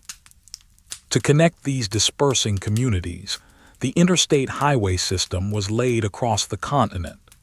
This was the largest public works project in history, a network of limited-access superhighways designed for high-speed travel without interruption. The engineering was brutal and efficient. Hills were cut down, valleys filled, and cities bisected by ribbons of concrete. The Cloverleaf Interchange became the architectural symbol of the era, a concrete knot that allowed traffic to flow continuously in 4 directions without stopping. The blue and red shield of the interstate marker promised a uniform driving experience, wide lanes, gentle curves, and standardized signage, from Boston to Seattle. The truck stop evolved into a complex service node, with diesel pumps, diners, and sleeping quarters for the drivers who now moved the bulk of the nation's freight. The management of money became increasingly abstract with the introduction of the credit card. Initially a cardboard identifier for specific travel and entertainment expenses, it evolved into a plastic key to universal credit. The Diners Club and later the bank cards allowed a consumer to purchase goods and services anywhere, deferring payment to a later date. This decoupled the act of purchasing from the possession of cash. The imprinter, a mechanical device that captured the raised numbers of the card on a carbon paper slip with a satisfying clack-clack, was the sound of the transaction. The physical transfer of currency was replaced by the movement of data between banks. In the laboratories of New Jersey, a microscopic invention began to replace the hot, fragile vacuum tube. The transistor, a speck of germanium and later silicon, encased in metal, could switch and amplify electrical signals with zero warm-up time and minimal power. This was the seed of the solid-state era. The electronics industry began to shrink the physical volume of its products while expanding their capabilities. The portable transistor radio, a device the size of a paperback book, brought music and news to the pocket of the teenager, creating a private auditory environment. The computer, once a room-sized behemoth of tubes and cables like the ENIAC, began to transition to mainframe systems that hummed in air-conditioned basements of large corporations. These machines, fed by stacks of punched cards, processed the payrolls, the census data, and the inventory lists of the expanding economy. The logistics of global trade were revolutionized by a simple steel box. The shipping container standardized the unit of cargo. Before the container, loading a ship was a labor-intensive chaos of barrels, crates, and sacks, handled by armies of stevedores. The container system treated freight as a modular block. The steel boxes were loaded at the factory, sealed, trucked to the port, lifted by massive gantry cranes directly onto the cell guides of a container ship, and offloaded onto a train or truck at the destination without ever being opened. The port moved away from the city center to deep-water terminals where acres of asphalt stored the colored blocks. The cost of shipping plummeted, making it economically viable to manufacture goods on one side of the world and sell them on the other. The intermodal system linked the truck, the train, and the ship into a single continuous conveyor belt. The jet engine, adapted from military fighters, conquered the commercial sky. The Boeing 707 and the Douglas DC-8 shrank the globe. The Atlantic Ocean, once a 5-day voyage by liner, became a 7-hour flight. The sound of the jet age was the high-pitched whine of the turbines and the roar of the takeoff. The airport terminal expanded into a sprawling complex of glass and steel, with jet bridges connecting the plane directly to the building. The business traveler could now attend a meeting in Chicago and return to New York on the same day. Air freight began to move high-value, time-sensitive goods, flowers, seafood, documents, creating a new layer of logistical speed. The fast food industry applied the principles of the factory to the preparation of meals. The kitchen was designed as an assembly line. The hamburger was standardized to the ounce. The fries were cut to a precise thickness. The milkshakes were mixed by machine. The franchise model allowed this system to be replicated endlessly. A businessman could buy the rights to the system, the branding, and the supply chain, setting up a carbon copy of the operation in his local town. The golden arches and the illuminated signs of the strip mall became the beacons of a standardized diet. The car hop gave way to the drive-through window, integrating the automobile into the act of eating. The photocopier changed the flow of information in the office. The Xerox machine, using a process of electrostatic charges and toner powder, allowed any document to be duplicated instantly on plain paper. The carbon copy and the mimeograph, with their mess and smell, were retired. The proliferation of paper was exponential. Memos, reports, and newsletters could be distributed to hundreds of people with the push of a button. The white-collar workforce grew to outnumber the blue-collar workers. The office building became a processing plant for information, its product being the decision, the plan, and the record. The television set became the hearth of the American home. The roof of every house sprouted an antenna, reaching for the signals. The broadcast networks consolidated a national culture, delivering the same news, the same entertainment, and the same commercials to the entire population simultaneously. The TV dinner, a pre-cooked meal in an aluminum tray designed to be heated and eaten in front of the screen, completed the loop of passive consumption. The visual power of the medium shifted the economy of politics and advertising. Appearance and image became central to value. In the realm of finance, the mutual fund allowed the small investor to participate in the stock market. A pool of capital from thousands of individuals was managed by professionals, diversifying the risk. The ticker tape was replaced by electronic boards that displayed the flashing green and red prices of the market. The volume of trading increased, and the institutional investor, pension funds, insurance companies, became the dominant force. The retirement of the worker was increasingly tied to the performance of the market through these funds. The barcode, a pattern of black and white vertical lines, began to appear on packaging. Initially a tracking tool for railroads, it was adapted for the retail counter. The laser scanner read the code, instantly identifying the product and its price, updating the inventory record in the store's computer. This closed the loop of information between the sale and the warehouse. The supply chain became a data-driven entity, with retailers knowing exactly what was selling in real time and ordering replacements automatically. As the century moved into its final quarters, the heavy industrial base began to quiet. The steel mills and the auto plants, while still massive, had reached their peak of employment.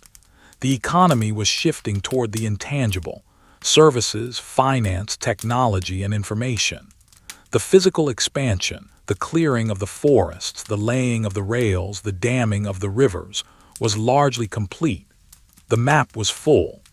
The new expansion was internal, microscopic, and digital. The wires that crisscrossed the continent were being replaced by fiber optic cables, strands of glass carrying pulses of light. The satellite, orbiting high above the atmosphere, became the ultimate high ground of the economy. It relayed telephone calls, television signals, and data streams across the oceans, bypassing the physical wires entirely. The global village, predicted by theorists, was becoming a technical reality. Weather satellites provided the data to predict storms, smoothing the logistics of agriculture and shipping. The Global Positioning System, GPS, a military constellation of satellites, began to offer precise timing and location data that would eventually guide everything from tractors to tankers. The American economy had evolved from a struggle against the wilderness into a finely tuned planetary machine. It was a system where a credit card transaction in a suburban mall triggered a shipping order in a factory across the ocean, coordinated by a satellite signal and tracked by a computer code. The silence of the pre-industrial forest had been replaced by the hum of the server farm and the white noise of the highway. The expansion had been quiet in its daily increments: a new road here, a faster machine there. But in the aggregate, it had reshaped the surface of the earth and the nature of human existence. The great physical work was done. The structure was built.